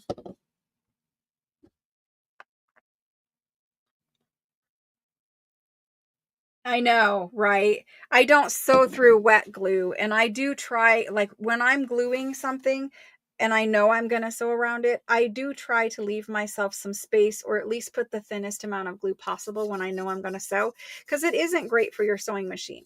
The only thing I will say is never ever sew through wet glue. Don't sew through stuff that has like sticky tape, washi tape, whatever. Don't sew through that stuff. That stuff gums up your needle. Washi tape, it doesn't dry. It's gummy, it's sticky. It will gum up your needle. If we're going to use it for paper sewing and sewing on like hardback book covers and stuff, it's going to be, it's going to be a little risky, but I think that you can do it and do it just fine. I don't really worry about it anymore. I've been doing it for years and haven't had an issue. So as long as you're careful and you're smart and you're not be like, oh, I just put this glue here, let me sew through it. Well, if you sew through wet glue, it's going to gum up everything. So just be careful. Make sure your glue is dry. If you know you're going to sew it, try to use the least amount of glue as possible, and it's all good. Etsy digitals, I did not get them done. I'm sorry. I am extremely tired, and I am trying to do your invoicing and your packing and shipping. We're not going to do a signature until next week. So we will have a whole week to assemble a signature. So I will do the digital files. I'm not sure exactly when, but you will have time to print them before next Friday's class if you want the digital files. The digital files, there is a page kit and some background papers for collage and stuff like that. Some other elements that I scanned. I will put that all in one file and list it in the Etsy store, and I will let you guys know when it's available in the Facebook group and in live sales, whatever. I'll tell you. You guys will see it if you follow my Etsy store. And so I will get that done, and then we will print it, assemble the signature with the old pages and the new pages, and be good to go. All right, so there's that. We did it. Yay. I am so tired, guys. I really needed coffee today.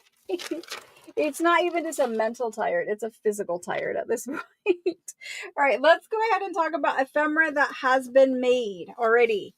Okay, I have a pile, but that's because I have 3 of everything in here. I always try to do digitals for you. Digitals take a long time. So let's talk about ephemera that has already been made in 365 videos. There's a couple things in here you haven't seen, but it doesn't matter. They're not really that, like, you'll see it tomorrow. So I made 3 of the sewing fabric. There's pattern fabric. There's sewing tags with little fabric-y samples up here at the top. So these, there's 3 of. I did this on camera. They are already ready to go. They can go in a journal. You can journal on the back of the tag, and you can journal. I put copy dyed paper back here, so you can glue copy dyed paper to fabric, and then you can journal on the back side of the fabric as well as the back sides of the tags. So there's 3 of those. Then we made 3 of the Z fold, and there's bonus tags in here. We made 3 of the Z fold pockets. So there's 3 of those with some matching tags. Then there is 3 of the double envelope. project. These are all videos that have been done. So 3 of the double envelopes, they have a hidden journal space as well as journal cards tucked into them. 3 of those. Then I did 3 of these. And I did matching cards to use as journal cards with these. But anyway, there's 3 of these. These have journal cards inside of the pockets on both sides. Okay, so 3 of those. I did 3 of these journal cards. They were wet. They need to be flattened. They're a little curly, but we can flatten them. And these were my napkin decoupage with ladies. So you have this napkin in your kit and you have some ladies to cut out. They're not exactly these ones, but you have some ladies. So there's 3 of those journal cards. Then we have 3 of the file folders from today's video. These are file folder folios that we made in today's video. They open up, they have little pockets and tags in them. Okay, so there's 3 of those. Then this is tomorrow's video. And there's 3 of those. If you want eye candy to look at, watch tomorrow's video. And then there's 3 of the laminated flower pockets. These guys, I think these were yesterday's video. They're laminated pockets. So they have a pocket on the front for you to put something. And you glue these down as a pocket. In fact, you probably could glue one in here as a pocket. And then it's a pocket inside and a pocket behind. So you could do that. So that's ephemera so far. I will need to fill a minimum of 12 pockets. So I put 6 pockets in the front, 6 pockets in the back. So I need to fill a minimum of 12 pockets. So first of all, I need 12 pockets, and then I need stuff to fill 12 pockets. So this is for 3 journals, and that's why I have a pile of it. So that's what's been made so far. All of those videos are out there. Okay, let's talk about making a master board. We're going to want this because we're going to glue. We're going to want some cardstock. And we're just going to make some quick little master boards. Let me tuck this over here. And I have 2. We're going to make a neutral one and one with red and blue on it. Okay, so we're going to need 2, but not at the moment. I need to check this message. Okay. A scam. I don't have any unpaid toll fees. Arizona doesn't have tolls. So do you guys ever get that message texted to you where they're telling you that you have unpaid toll fees? It's a huge scam. They send this message to everybody saying you have unpaid toll fees or something like this. Yeah. So that happened. Putting away my cutter, getting my chair. A lot of people are getting them. The sad thing is older people are getting them and believing them and paying. Now, we happen to live in Arizona where we know we don't have toll fees, but for some people there are toll fees, and they might actually believe it because it kind of looks, mine look ridiculously stupid, but some of them probably look more realistic, and so people fall for it. Anyway, I like to make my master boards on 12 by 12 copy dyed cardstock. This is cardstock from Hobby Lobby. They sell it in packs of like 50 or 100 sheets. It's often on sale for 30 or 40%, maybe even 50% off sometimes. Stock up on it and then just copy dye it, and you have instantly ready to go pockets, tags, whatever, that are already copy dyed on the back. So I guess pockets don't really need to be copy dyed, but you get what I'm saying.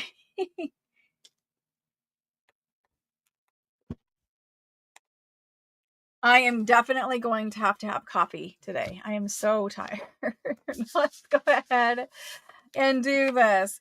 We're going to need to cut up pieces, and I'm going to use scraps. So this is the neutral one.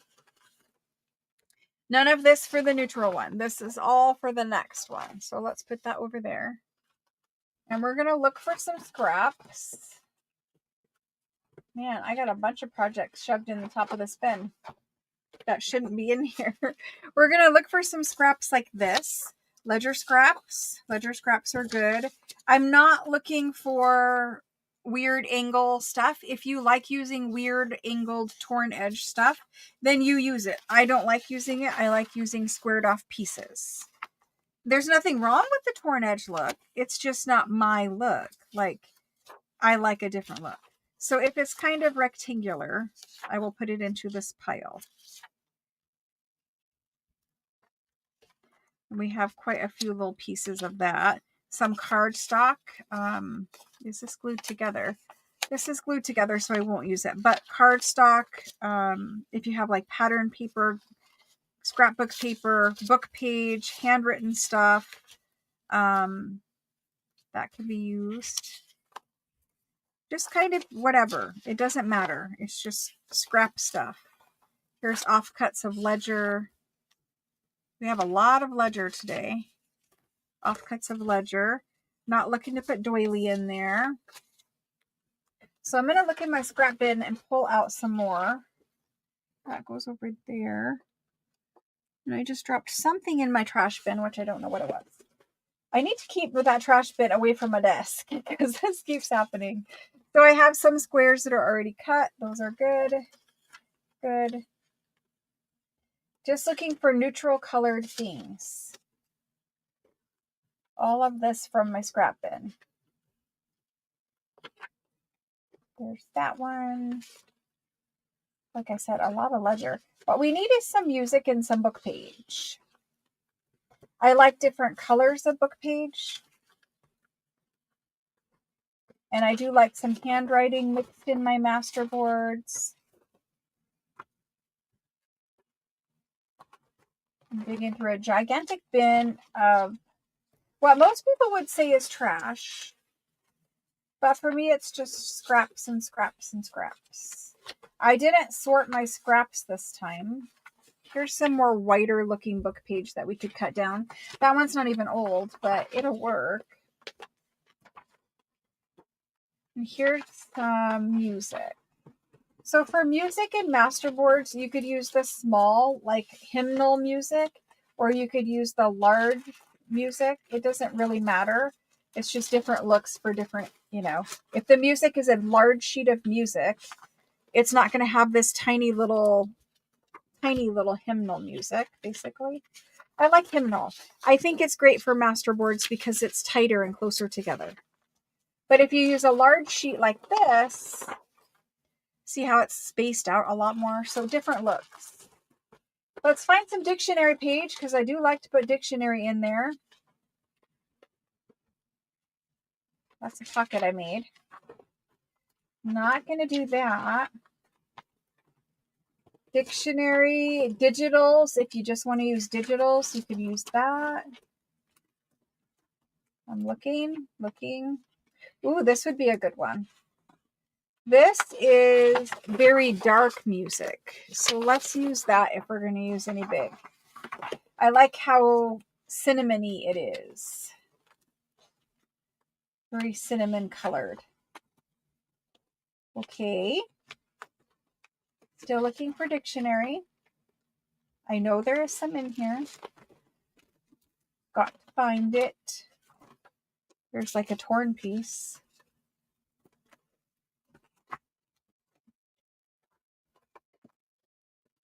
Okay. Well, if I don't find what I'm looking for over there, then I'll just grab some new dictionary. By new, I mean old rag paper dictionary. Let's grab some more book pages out of here. I'm not looking for the German.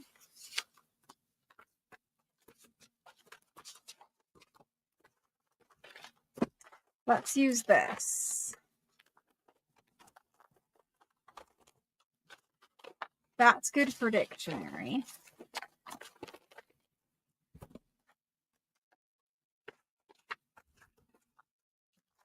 And here's some regular book page.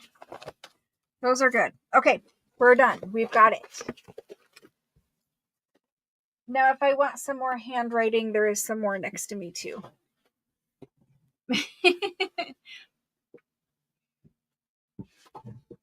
Yeah, they are lies. Just report them. Just you report them and then delete it. Okay. Let's get to cutting some pieces. So all of these are pretty much cut. We're going to cut our little pieces of paper into about 2x3, 3x4, something random in that range. You'll see when I cut up these other ones over here. You can leave some pieces bigger and some pieces smaller. If I end up using this, I will cut off that torn edge. Same with that handwriting. These need cut down if we're going to use them. So some pieces are big, some pieces are small. I cut my pieces to different sizes on purpose. I don't want them the same size. So we're good with those ones. This one, you know, he might be okay, but we're going to cut him. Let's cut up this ledger. I'm going to cut both together. And so maybe we want to cut on the line here. And maybe we want to cut a smaller strip there. Doesn't really matter, just cut them up into pieces. I'm going to cut off that grungy edge. I will make these smaller. These ones can stay long. I've got 3 of these. I don't like very much, especially if it's a newer book page, I don't like very much of the white border to show. I'm just really looking for the text. So I'll cut the borders off. And then we'll just cut these in half. Here's our music paper. Now this one has this edge on it. It's not really great for using in masterboards, that little edge. I don't prefer it, so I'm going to cut it off. Let's cut here. And let's cut here. Now, if you're using like the hymnal and if you don't like using the stuff that is religious, a masterboard is okay to use it in because most of it gets covered up. I don't mind using religious stuff, but some people do, and they tell me that. So I'm just saying, you know, you don't have to have it where it's obvious. It can get completely covered up and you'll never know. So we're going to use this side of the music, and we're just going to cut it. And then we're going to cut it again.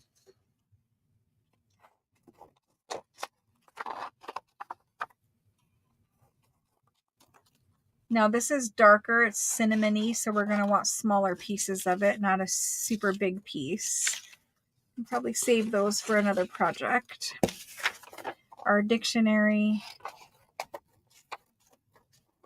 Cut some white off of it.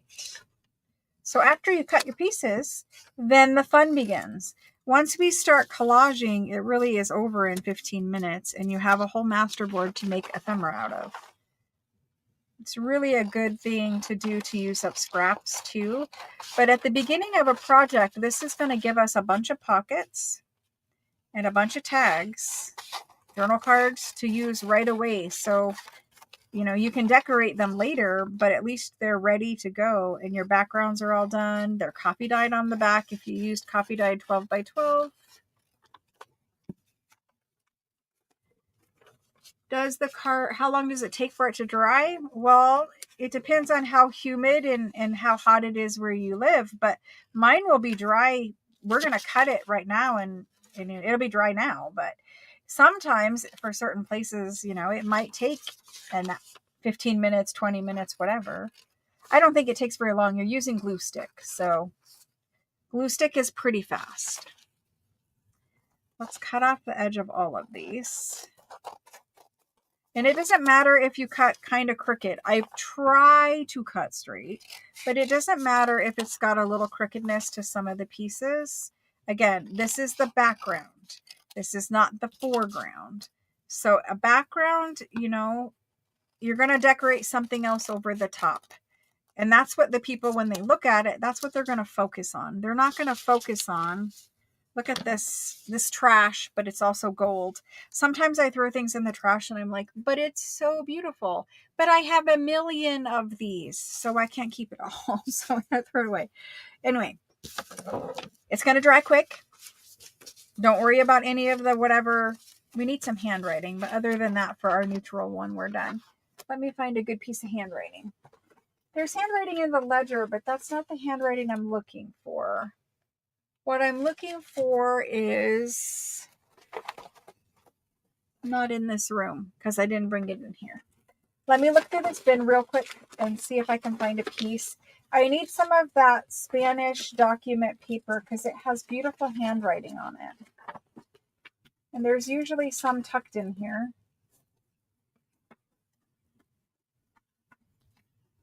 Maybe I used it all, but there usually is some in this bin.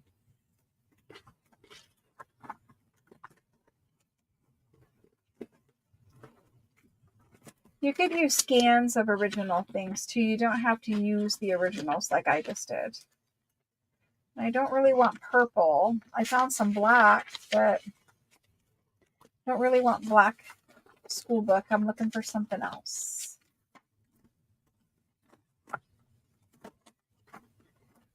There has to be some Spanish document in here.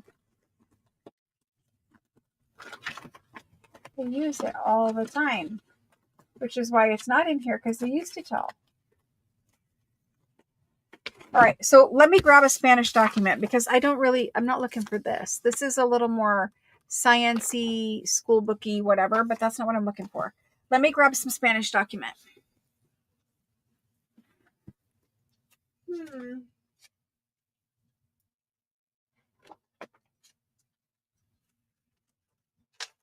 Hopefully, this will work. I don't want to use anything priceless. So let's use these. Okay, that'll be good. We'll use that. I like to use the pieces, if it's original, I like to use the pieces that, you know, are already slightly damaged or something like that. So that way I'm not like, you know, taking away from things I could share with you guys. This one is already damaged, so we can cut him up. He is a beautiful document, though. Look at that calligraphy. It's going to be painful to cut up, but we're going to do it. He's torn. I'm going to cut off that rough edge. But look at this little number I just found. All right, so we're cutting him up. Can I do it? I can. I can make myself do this. We're cutting him up.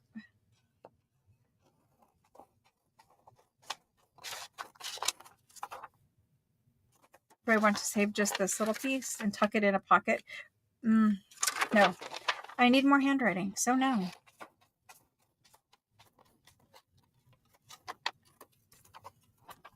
Okay, we'll save that.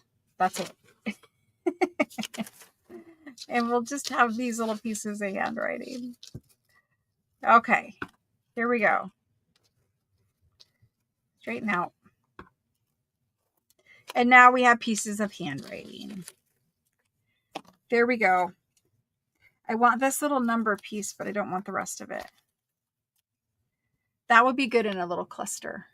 It's upside down, but a little tiny number. We'll save that one. Okie doke. Collaging time. Finally. This is what I have. Just a pile of papers. They're all just neutral things. Okay. Great for scraps. We're going to find which side of our cardstock we like the best. And the side we like the best is going to be down. Face down. I need a glue stick. This one feels empty, so I probably need 2. Yep, need 2. Okay.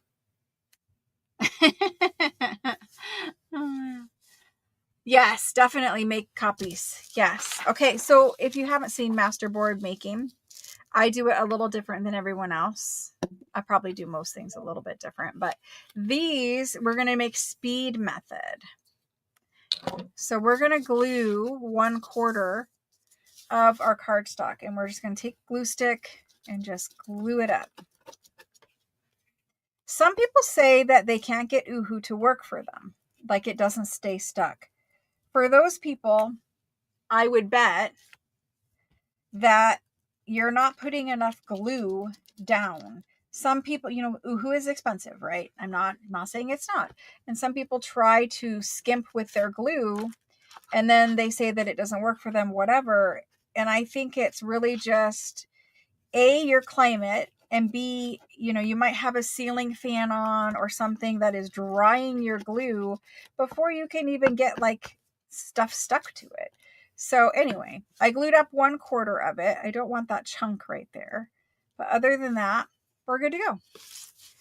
So I think Uhu is probably the only glue stick I will ever use. And it's because this glue stick stays stuck for me. In the beginning, I also was kind of like, oh, I don't know if I like this. And it was because I got old ones from Amazon. You know how sometimes you buy from Amazon and, Amazon's great. It is. But sometimes it's not. And so the first time I ordered Uhu to try it, I ordered 2 sticks of Uhu, and I got, just a little 2-pack. And it had to have been old because it was not even really blue anymore. It certainly wasn't, a wet glue. It was definitely dry. And so I just think that I got old ones. And so I tried it again like a year later, and I was like, oh, wow, this is really like wet and fresh. Like this one isn't even that blue anymore.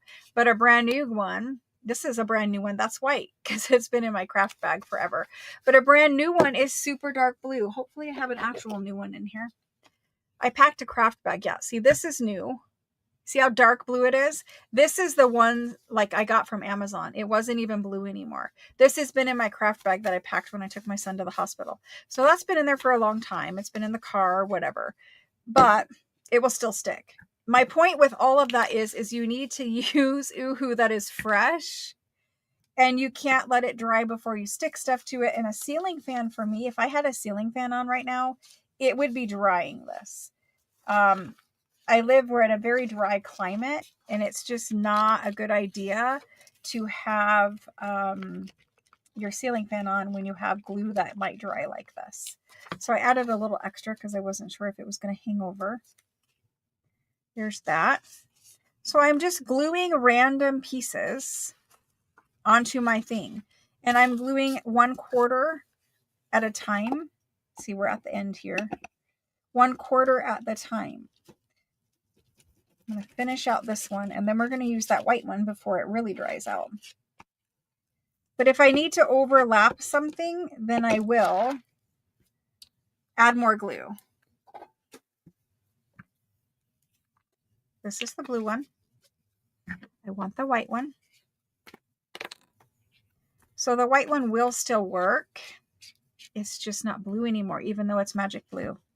So you can tell if Amazon sends you old glue sticks if they are not blue.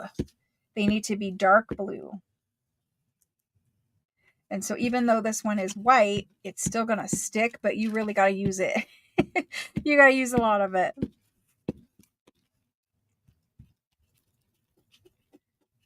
There we go. We're getting there. The other thing is when you're crafting, don't leave your glue stick open.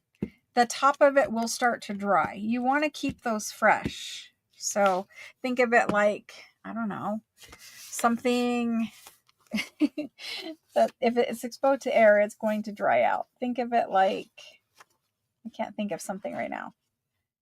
Think of it like when you're cooking and you have to keep a lid on a pot so that it doesn't splatter or spill or something. And it doesn't matter where you put your pieces. Just put them on randomly. Yeah, that didn't make sense, but you guys know what I'm talking about. It didn't make sense, but you guys know. All right, so let's get this guy right in the corner. And I'm making sure that if I overlap, that's fine off the edge. And I'm making sure that I get it all the way to the edge. I'm not leaving any space in between my pieces. All right, where are we at? Need something different.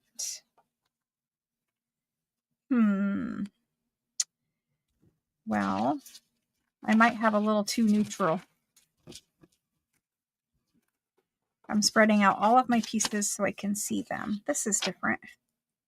Let's put that there. So then we'll have to come over top and overlap something, but that's okay. So we'll overlap something here. I have some long strips somewhere.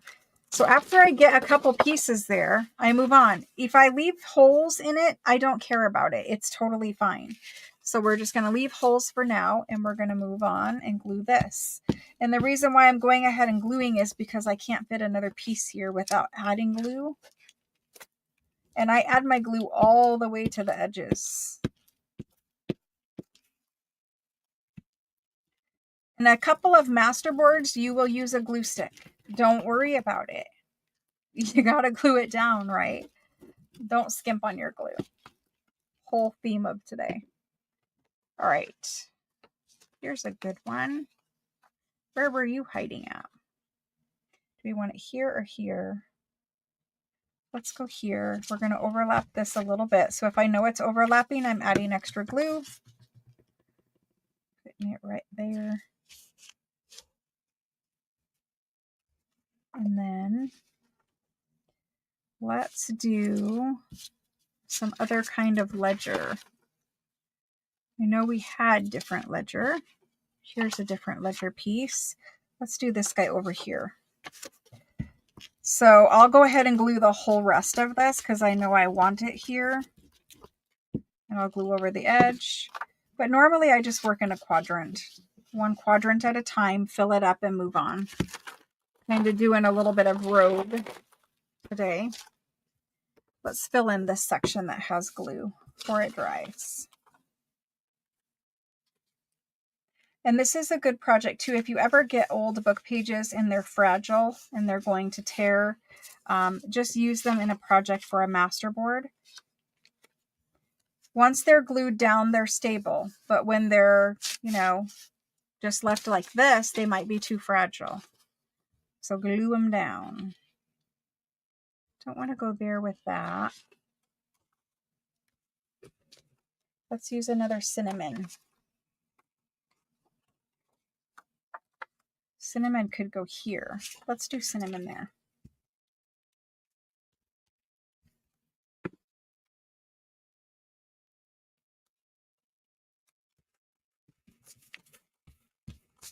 Like this is fragile and it's chipping up. There we go. And we have this area. Let's do some handwriting. Where's that small music? This guy.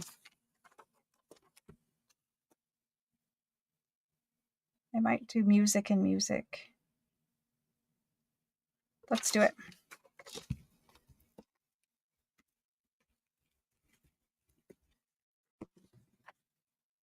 I hope you guys are having a good Saturday. Going out and furniture shopping. I'm not, but I'm just saying. A lot of people do this weekend. They're bombarding me with ads. And I need a new mattress, but not yet. I don't have time to go shopping for it, first of all. And second of all, I'm very picky with my mattresses. I don't know, like some people like a firm mattress. I don't know how you all can do a firm mattress. I have to have a very plush, like soft mattress or it hurts my back. So I don't know how people do firm. I know people say firm is also good for the back, but I don't know how that works for you all.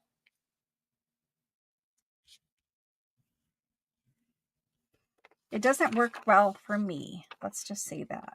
Let's do that across there. So layering is good. And don't worry about what you're covering up. And I said this the other day and some of you guys laughed and got it. And some of you didn't. But if you want your project to be pretty, use pretty paper. If you use ugly papers on a masterboard that you don't like if you don't like the papers that you've cut up for a masterboard, then you're not going to like the end result. Use things that you like. Use things that are pretty. That's too much white there. How about this handwriting? Okay. I know sometimes we're trying to clear out our scrap bin, and so we use, whatever's in there, that piece that just keeps getting passed over and passed over and passed over. But then you're using something that you may not like, and then it's going to be ugly on your masterboard. Just my opinion. I mean, it's fixable. Nothing's ever like not fixable, but I'm just saying. I think this needs cut down.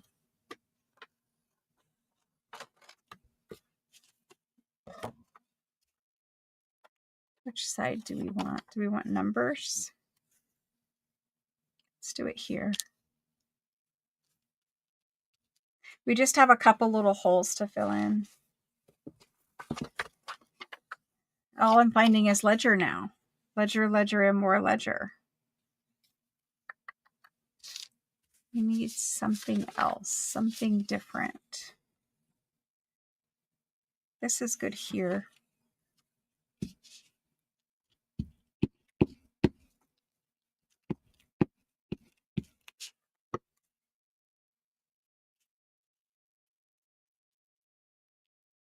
Okay, and you can see that I'm trying not to have all the lines line up perfectly straight. That's one style of masterboard, and if you like that style, great. But I'm trying not to have all of my lines, be perfect. That's a good piece for there. I don't want my lines to all line up. I want them to be kind of crazy, and I want there to be some overlapping. Yes, you overlap things that you might think are beautiful and you don't really want to cover up. But the point of the overlapping is to kind of help mix up those lines, the edges of the papers. So we have two spots left to fill in. We have this one, and I have this one here. I'm sorry if I was working off camera. I forget that you guys are way up here where I have to stretch out my arms. Okay, so for this spot, music would be nice. Maybe we'll use this. I got glue on it, but that's all right. Let's straighten out the edge of this one and glue it down. I just prefer the cut edge. You can do it however you want. There are many beautiful ways of making a masterboard. I cut that just a little bit too small now. Totally fine. We're still gluing it. In fact, I'm going to get it where I can get the white border off the edge and trim that white border away. So now we have this to fill in. And I need a strip of paper. This will be good. A strip of book page. It's kind of like what's right next to it. So we're going to cover up the whole piece back there.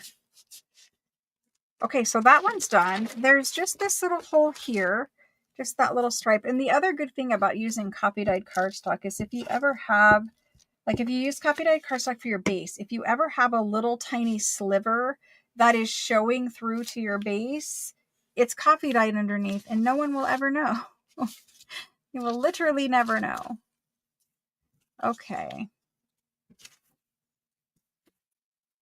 This is some good rag paper. Let's put this here.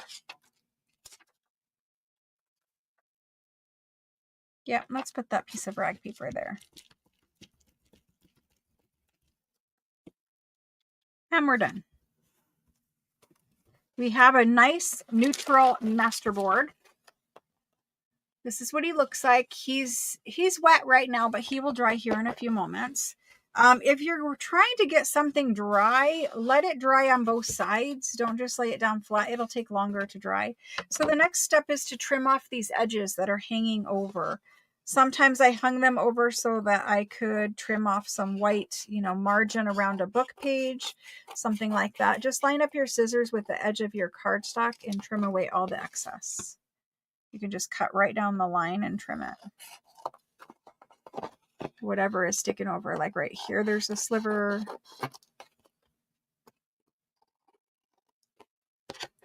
And then we're going to let this one dry and do the next one. And then we will cut them up and talk about whether it's a pocket or a tag or a journal card or whatever. We'll get an assortment of things. I got a little bit sticking here.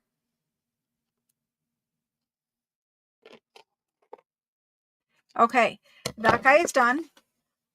If you use things that are all out of copyright, you could scan this. I'm pretty sure this is all out of copyright, maybe not these newer pages here, so maybe I wouldn't be able to scan this one. But if you use things that are all old and all original, you can scan your masterboards, and then you could print out your masterboards, or you could make a digital out of it or something like that. So all of this little offcut, you know, if you want to save these little pieces, you can for clusters, but that's a brand new book page, so I don't really need to save it. I might save something if it was really old. Okay, so we have all this neutral that's left over. We're going to use that in the next one, but we're going to mix in the red and the blue. So I'm just going to make that back into a pile, roughly. And now we're going to do another one with red and blue. So here's another base.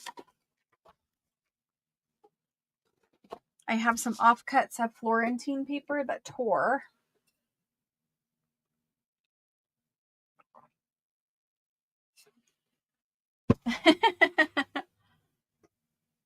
Shauna, thank you. Appreciate that. It's like Christmas when I get them here first. When they come from France, sometimes I don't exactly know what they're in there, what is in the boxes. So it's kind of a mystery for me too. And I do like opening them and being surprised, or something, you know, sometimes it looks one way on camera and then it looks a different way when we get it. And usually it's a good surprise. Sometimes it's not, but usually it's a good surprise. Okay, so I'm going to use these. I'm going to use this. Need to cut up some of this. This is very roughly torn, so I'm going to do my best to straighten this out and cut some pieces. Now, my advice for using Florentine paper on masterboards is do it. Do it all the time. Do it every day. It makes beautiful masterboards, but I will caution you that masterboards made from Florentine paper can look, if you're not careful, they can look too busy. So I would suggest you only using a couple of patterns of Florentine mixed with some neutrals so that your eye has a place to rest. If you only use, like, you know, a bunch of busy patterns, sometimes your eye doesn't have a place to rest. And so that's kind of my caution with it. This could be saved and put into a little cluster, but those other ones, no. So today I'm going to use 2 patterns of Florentine. At least that's my original thought. I'll use 2 patterns of Florentine, and I will use some neutrals so that my eye can rest. This is a large sheet of this blue. Do I not have a smaller sheet?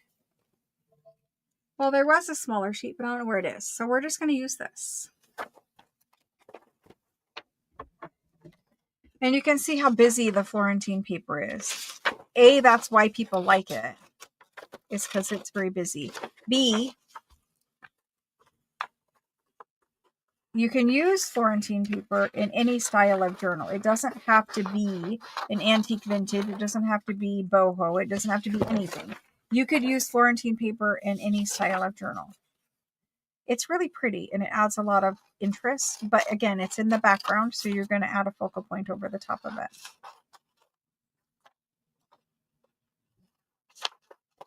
So I'm not using very much, not hardly any pieces really. All right, let's get started. Same process, nothing changes. Soldier.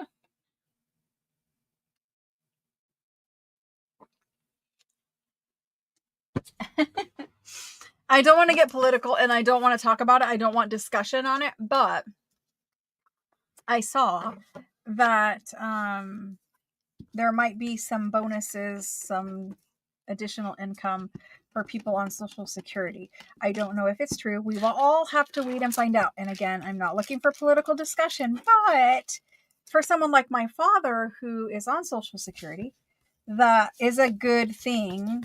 If it comes to fruition and he actually doesn't have to pay taxes, that's extra hundreds of dollars every month for him. So my point with saying it is, I know some people have very strong opinions and I respect those, but there might be an additional, income coming to a lot of people on Social Security. And my dad, he certainly could use it. While he's not in a desperate situation, extra money is extra money. And so we were talking about it the other day, and he was pretty excited about the possibility of seeing some additional money in his bank account. So, things are changing all the time, and they're changing for all of us. We'll all just have to wait and see how it all goes. All right, so I'm going to start with some neutral ones here in the corners. But if there is additional income, that would be amazing. I'm not on Social Security, but that would be amazing. Right? Money is money, no matter where it really comes from. We need it. We got to live, you got to buy groceries, you got to buy gas. It would just be nice for him not to have to stress as much as he does. And again, he's not in any kind of desperate situation, but anyone on Social Security will tell you you're watching your money. Okay, there's that. Make sure it's all the way lined up. There's a beautiful piece of dictionary. Let's go right over the top with that.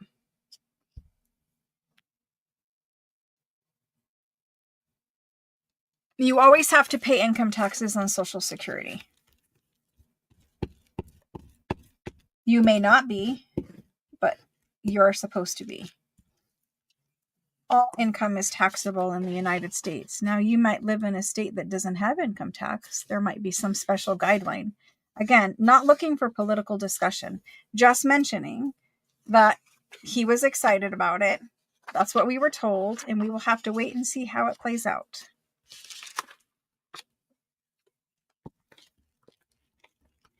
Now, you might be in a situation where, again, I'm not going to really get into specific financial situations, but some people don't end up paying income tax because their income is low or they have tax credits, different kind of things. But I'm just saying, we'll have to wait and see.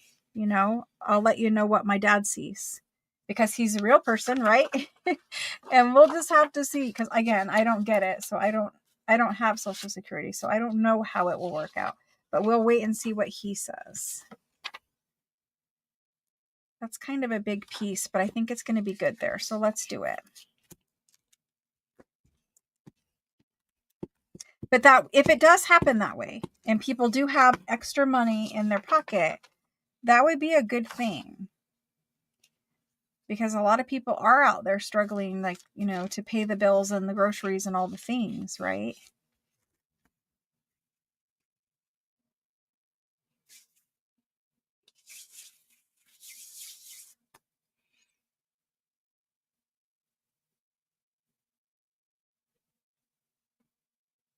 Maurice, I'm not looking for an argument on the subject. It is taxed. You do pay income tax when you receive Social Security.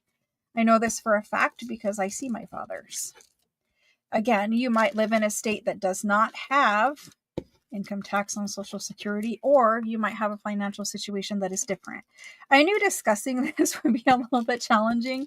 The whole point was, as I will let you know what my dad actually sees on his, and then you can take it for what it's worth, I guess. But I'll let you know what he actually sees, because if he sees it, then other people will also see it, and so we'll kind of all find out together how it works. Some of you get it and you'll see it for yourself how it works. Ugh, that glue glob. Let's do some red over here. I don't want red and blue next to each other, but let's get a sliver of red right there. And we'll just use this huge piece and we'll cut it off. Well, he doesn't buy French stuff, but what he does buy is groceries. And he would like to be able to buy bacon again. we joke about bacon all the time because, it's one of those things that it got super expensive. It used to be very inexpensive. And he's older, right? He's on Social Security. So for him, so first of all, my mother passed away 2 years ago, and he never bought groceries when they were married. He wasn't that wasn't his task, right? He went to work every day. My mom stayed home and took care of the kids, and she was the grocery buyer. Well, when my mom passed away, when she was sick, really, he had to start buying groceries. And it was kind of a shock for him because this was just 2 years ago, right? He was buying the groceries for the first time, and it was kind of a shock for him because he hadn't ever, the last time he bought groceries, was probably in the 70s or something. It was kind of a shock for him because grocery prices are not what they used to be, right? And so bacon, not that he should be eating bacon, but he likes to eat bacon. He would like to start buying bacon again because it got to be like $10 for a package of bacon. And so we were discussing that maybe he could buy bacon again if he doesn't have to pay income tax on his Social Security. Kind of funny. But I'll let you know if he starts buying bacon again. I would really like to put that there. Let's use the numbers. And let's put the big piece there. We'll cover up some of our beautiful Florentine, but we'll all find out how it works together. We never know, right? We don't know how all of their schemes work. And I love how in the UK they call things schemes a lot. In the US, when we use the word schemes, it's kind of like scammy, like it has a bad connotation. It's like scammy, right? But in the UK, they use scheme as like an offer, a program. It's a pretty interchangeable word from what I've heard. That they use it for a lot of different things. And so when they say scheme, it always makes me think of our federal government and like, oh, okay, what kind of scheme are they coming up with now? It reminds me of the UK stuff. Let's put this way since the side is wider slightly. There we go.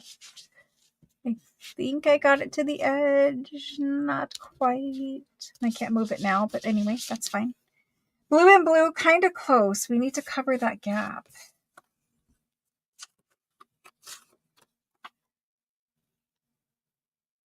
Let's go ahead and glue this corner. It's the last little bit here. And then we're going to cut these up. I'll cut up the first one we did because it'll be more dry. And then we'll cut this one up.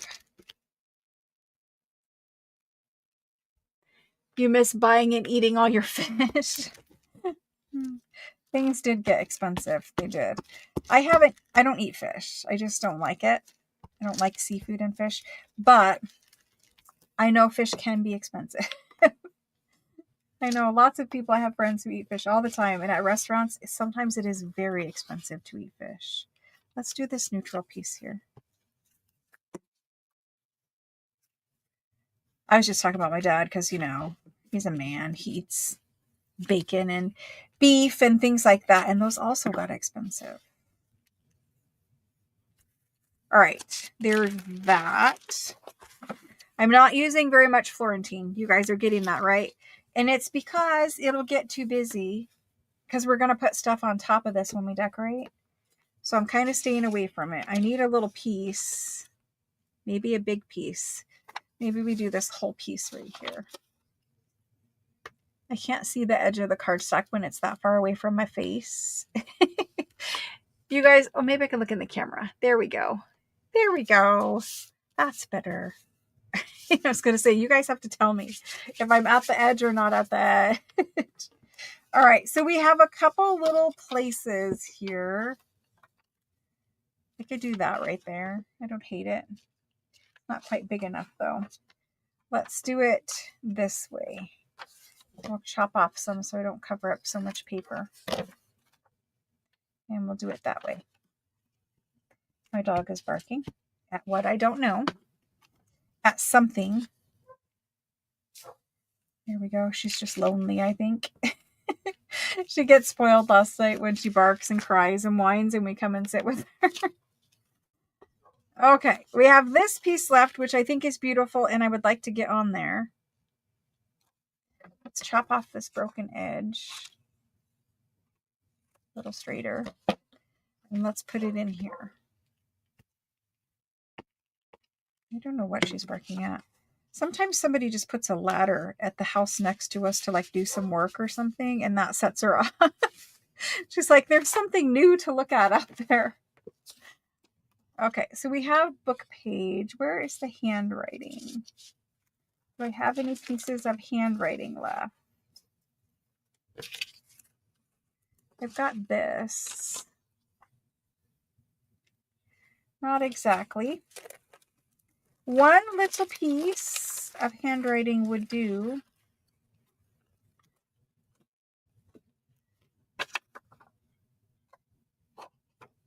Let's take this and chop this down.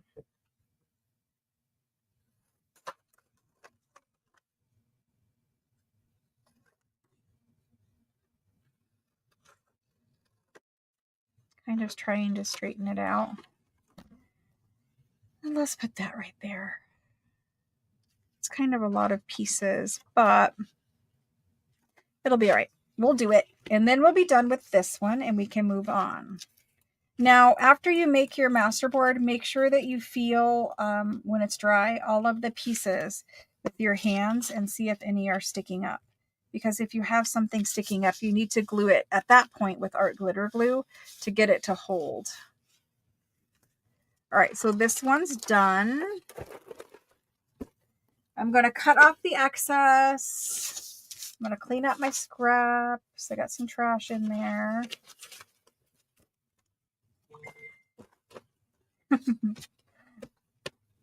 Messages. Okay. Those we can save for later projects. You probably need to make more than 2 master boards to complete 3 journals, but we'll see. Little cleanup. Let's cut off the excess here. I can see I don't have glue right there. It's all right. We'll fix it here in a minute. You could glue on magazine pages for masterboards. You can glue on junk mail that you get if you get like a little booklet or something. You could glue on anything to make a masterboard. I like gluing it on the cardstock that's copy dyed because the cardstock adds the weight that I'm looking for the tags and pockets and whatever. But it also adds the copy dyed, backing to everything instantly. It's just one less step at the end, because you would normally have to add copy dyed paper to the back of like a tag or something. It's just one less step now.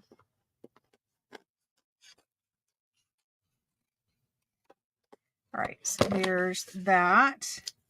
The only thing I'm saving out of here is the Florentine, and the rest can go. All right. Elaine, yep. Kitchen roll, all the things that is different from what we call. Vacuuming is Dysoning, I think. Lots of interesting, cute little things.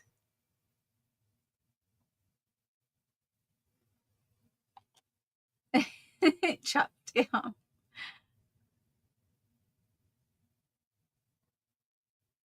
Awesome, guys. Some people excited. Some people have kits.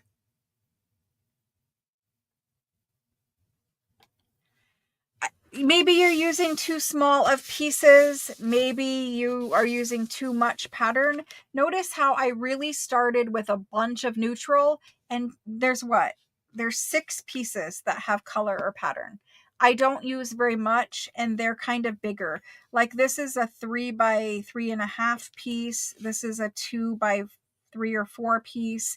I used some larger pieces in here because I am mixing some pattern and some color. We're going to cut these up and you're going to see how they came out, but I want this one to dry and I need to get air to the backside of it.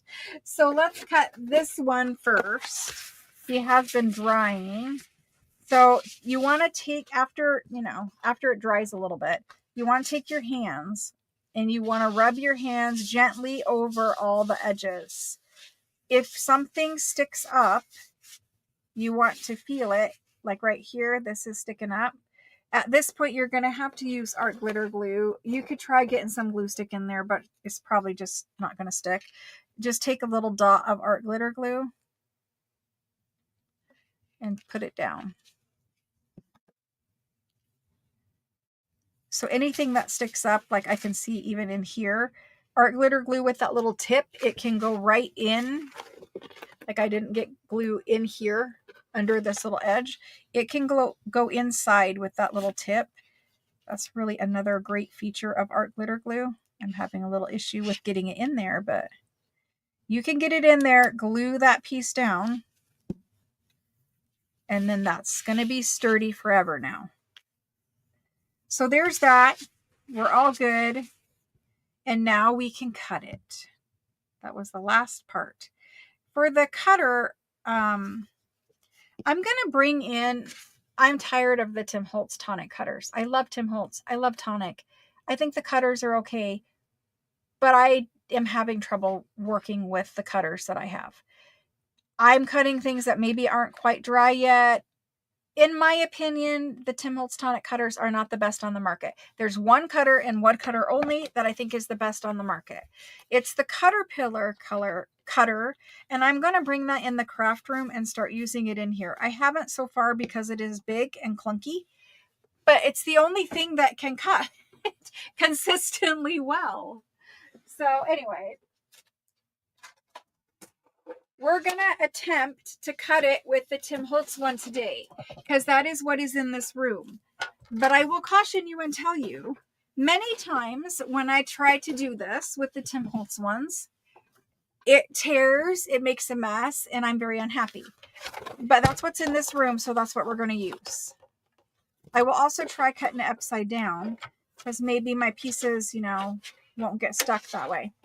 I don't care what's up, what's right. I don't look at it. We just literally flipped it upside down, and we're going to cut it. The first cut I want to do is, let's decide. We have 12 by 12. So we can cut this a bunch of different ways to get different size tags and pockets.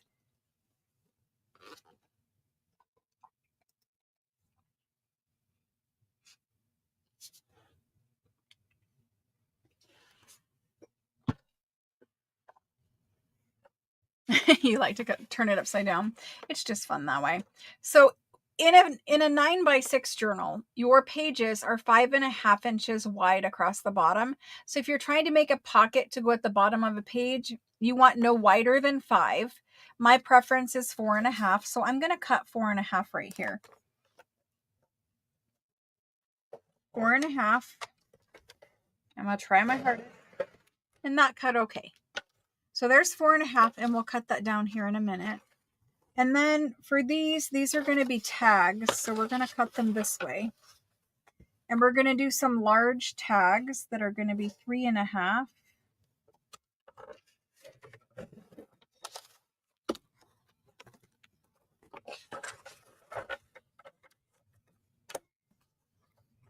And 3.5. It's a little warpy because it's wet. And now we have this. This piece is about, 6.5 by 5. I'm going to cut this in half.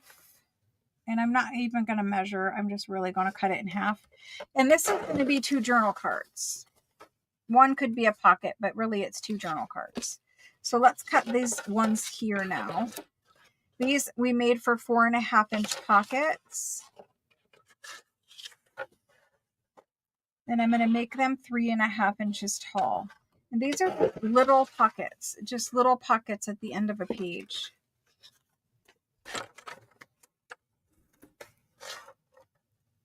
They are 4.5. They just look small. Okay, 3.5.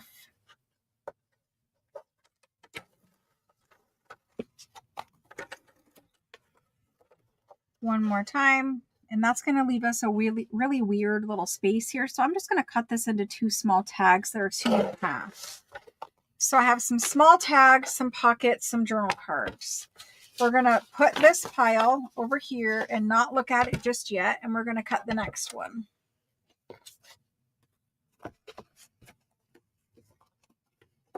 I do, but I still don't like this one. The Caterpillar is much better at cutting a straight edge without this little guard thing here. It's just such a much, it's on a chain. The cutter is on a chain. It's just such a better cutter. I'm going to bring it in here and I'm going to show you guys. So this one, again, I didn't look at it. I don't know what is up, what is not up. We're going to cut it at 5. I'm going to cut it at 5.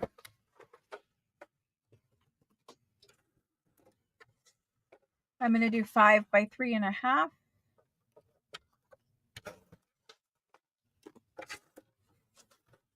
5 by 3.5.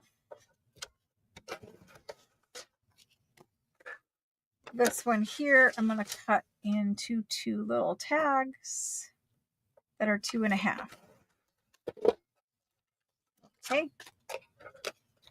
Next, large tags. And we're going to go 3.5. My tags are pretty much always 3.5 wide. My pockets are always 4.5 by 5 or 4.5 or 5 inches. I just like keeping things the same when I'm making them. I think there's kind of like a standard size. And this one we're just going to cut in half. I don't know if 3.5 is half, but we're going to do 3.5. There we go. All right, let's see what we got out of all of this fun stuff. I can't do the craft knife and the metal ruler either, but I like the cutter, the Caterpillar cutter. I will show you. You guys will understand. I don't care whether you buy it or you don't buy it. I'm not trying to tell you to buy it. I'm just telling you, I am tired of the Tim Holtz ones. I have had all that he makes, and I do not like them as much as I like the other one. I think they are fine for certain projects or certain types of crafting. There was a little bit of paper I saw that was hanging over the edge on these ones. I think it might be fine, but you know, I'm using glue stick and I'm cutting gluey things, and it's just, I think they're not the best on the market. I think there's one that's better. So we're going to look at both of these. Let's look at the neutral ones first. So for tags, I'll try to flatten them out. For tags, we have some nice large tags. For me, it goes this way, like that. Nice large tags. So we're going to put focal points right in the centers of these. And all you're going to see is all this little edge, you know, paper, different papers all around the edge. So 2 large tags. This could be a pocket or a journal card. I've got some wrinkles in my paper here. Right there. Pocket or journal card. Same thing with this one. Pocket or journal card. These 2 are the smaller pockets, the 4.5-inch pockets. There they go. They could be journal cards too. And I ended up with 2 small tags. These cute little tags right here. So I ended up with 2 large, 2 small, and 4 journal cards / pockets. That's not bad from 1 12 by 12. And after you get all of these layers on the bottom, they're very easy to decorate. So when I'm done cutting all of these things up, every time I make masterboards and I cut them all up, I stack them all together according to size and I rubber band them and let them dry that way. And that kind of keeps them flat from the pressure of the rubber bands.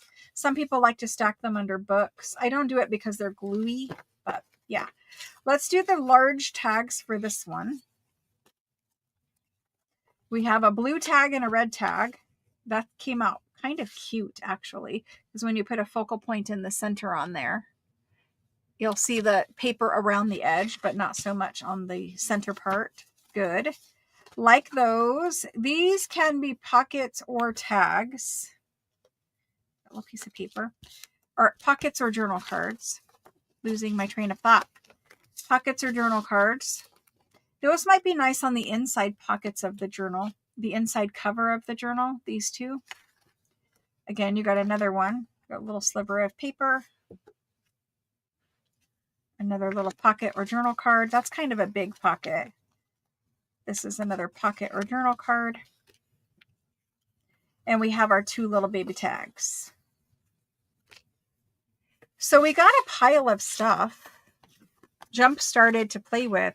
Decorating, after you make your masterboard, decorating takes literally like 60 seconds. If you have a lady, a label, you're good to go. If you have a flower, a label, you're good to go. If you're using the images from the, where are they?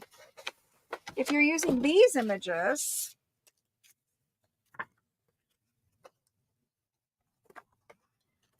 if you're using these, and you can see how if you were using the lady, like the lady will fit right on there.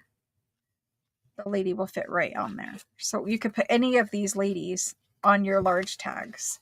Then for your focal points, you've got these little guys, and these, like you could see how if you were doing a journal card, you could just pop one of these in the center of your journal card.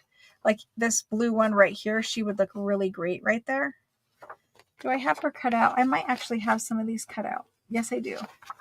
Let's see what I have left that I haven't used yet. So say we wanted a farm theme or country theme, right? You could put your cow on there. I don't have the blue lady because I've used her already, but you could put anything on there, like even this, inked around and a little label at the bottom, and you're good to go for a journal card. Super simple decorating after you make the masterboard. It's not meant to spend an hour after making a masterboard. The time, you know, the detail work is the masterboard itself. Okay, so I'm going to rubber band these all together. Stack them up, rubber band them all together, let them dry the rest of the way and straighten out. And I can see I got a little air bubble right here. See it moving? That's what happens if you don't get enough glue all over your masterboard. There's fixes for it. Sometimes I will take my art glitter glue and I will poke a hole right here. I will put art glitter in, I will smooth it down, and then I might put something over top of the hole depending on how big the hole actually was. But there's an idea for you for gluing down an air bubble area. This one isn't too bad, and we are going to decorate this. So for now, I'm just going to leave it. But yeah, it annoys me there's air bubbles there. On the back side, you already have all your coffee dyed paper, so you don't have to back them. You'll ink around everything, of course, if you want to, but that's that. So we did pretty good. We made a cover and a couple of masterboards. We have tags and ephemera and all that kind of stuff in the works.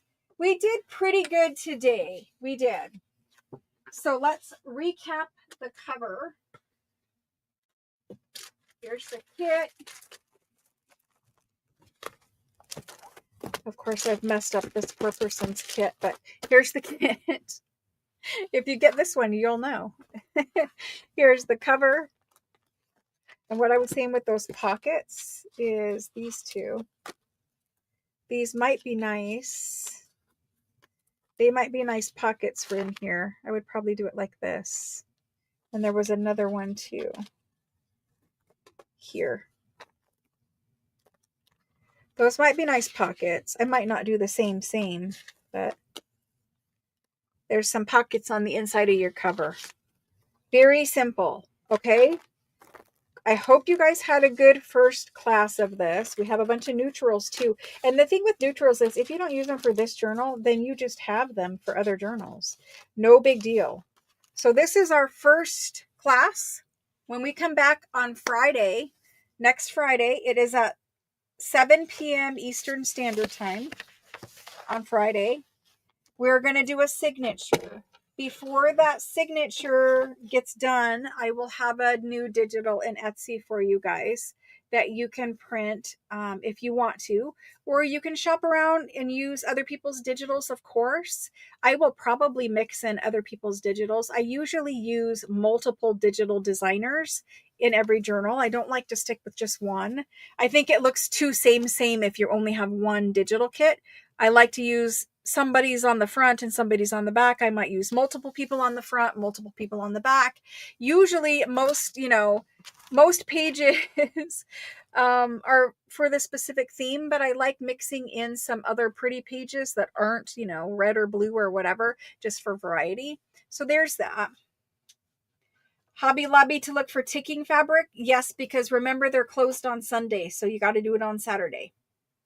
The printer is the EcoTank 3850. I linked, if you look in my Facebook group, I linked it in there yesterday because somebody was asking for that too. I will drop the link. Let me check and see if that's on sale on Amazon, because if it is not on sale on Amazon, let me look, because sometimes it's on sale at Costco. Costco has it. That's where mine came from. And if you get a EcoTank printer from Costco, Costco has that awesome return policy in case something happens. Let me look and see if it's on sale. It says it's on sale for a little bit, but it's not a super good discount. I'm going to put it into chat if you guys want the link for it, and you can at least check it out. This is the one that the printer that I print all of your stuff with. This is the printer for it. So if you want the link, I'll put it in there. Got to do it from a phone. It's weird linking things and being in chat on your phone when you're literally live in chat, here. So a little different. There's the link for the printer. Okay. And then I will have a very special video for you guys. What day is today? Let me tell you which day this video is. Okay. On the 8th, on Tuesday of this coming week, there is a special video coming. So I know we have a live sale on Tuesday, but there's also a special video on Tuesday morning. Okay, cool. Thank you guys so much for joining. I'm going to flip this camera back around so I can say goodbye to you guys. Where is my camera? There's my camera. Okay. It's always a struggle to find, because I flip the monitor back and forth. I don't know why. Anyway, thank you so much for joining me for the class. It was fun. I had fun making the journal cover and the master boards. I will make 2 more journal covers. I will probably make a couple more master boards. And then we will continue working in the journal. Like I said, next Friday is the next class at 7 p.m. Eastern Standard Time. If you want links sent to you for classes, for sales, for whatever, if you want a link texted to you, there's a phone number posted in the description box that you can sign up for notifications, and I will send you notifications of when I'm live, whether it be for a sale or a class. Those are coming.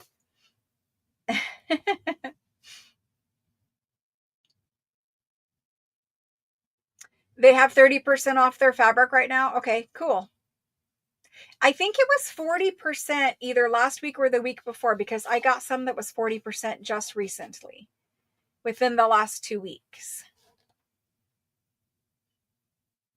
So Tuesday and Thursday is always 6 p.m. Eastern Standard Time. Always 6 p.m. Eastern Standard Time. Friday is only 7 p.m. Eastern Standard Time. It's a class. It's a little bit different. Yep. Thank you guys so much. Thank you for joining. Thank you for watching. Thank you for your support in the 365 videos. Thank you for your support on Tuesdays and Thursdays. Thank you guys. You guys are amazing. I hope that you guys have a good rest of your weekend, and I'll see you back here on Tuesday for those of you joining for a live sale. Bye guys. Have a good weekend.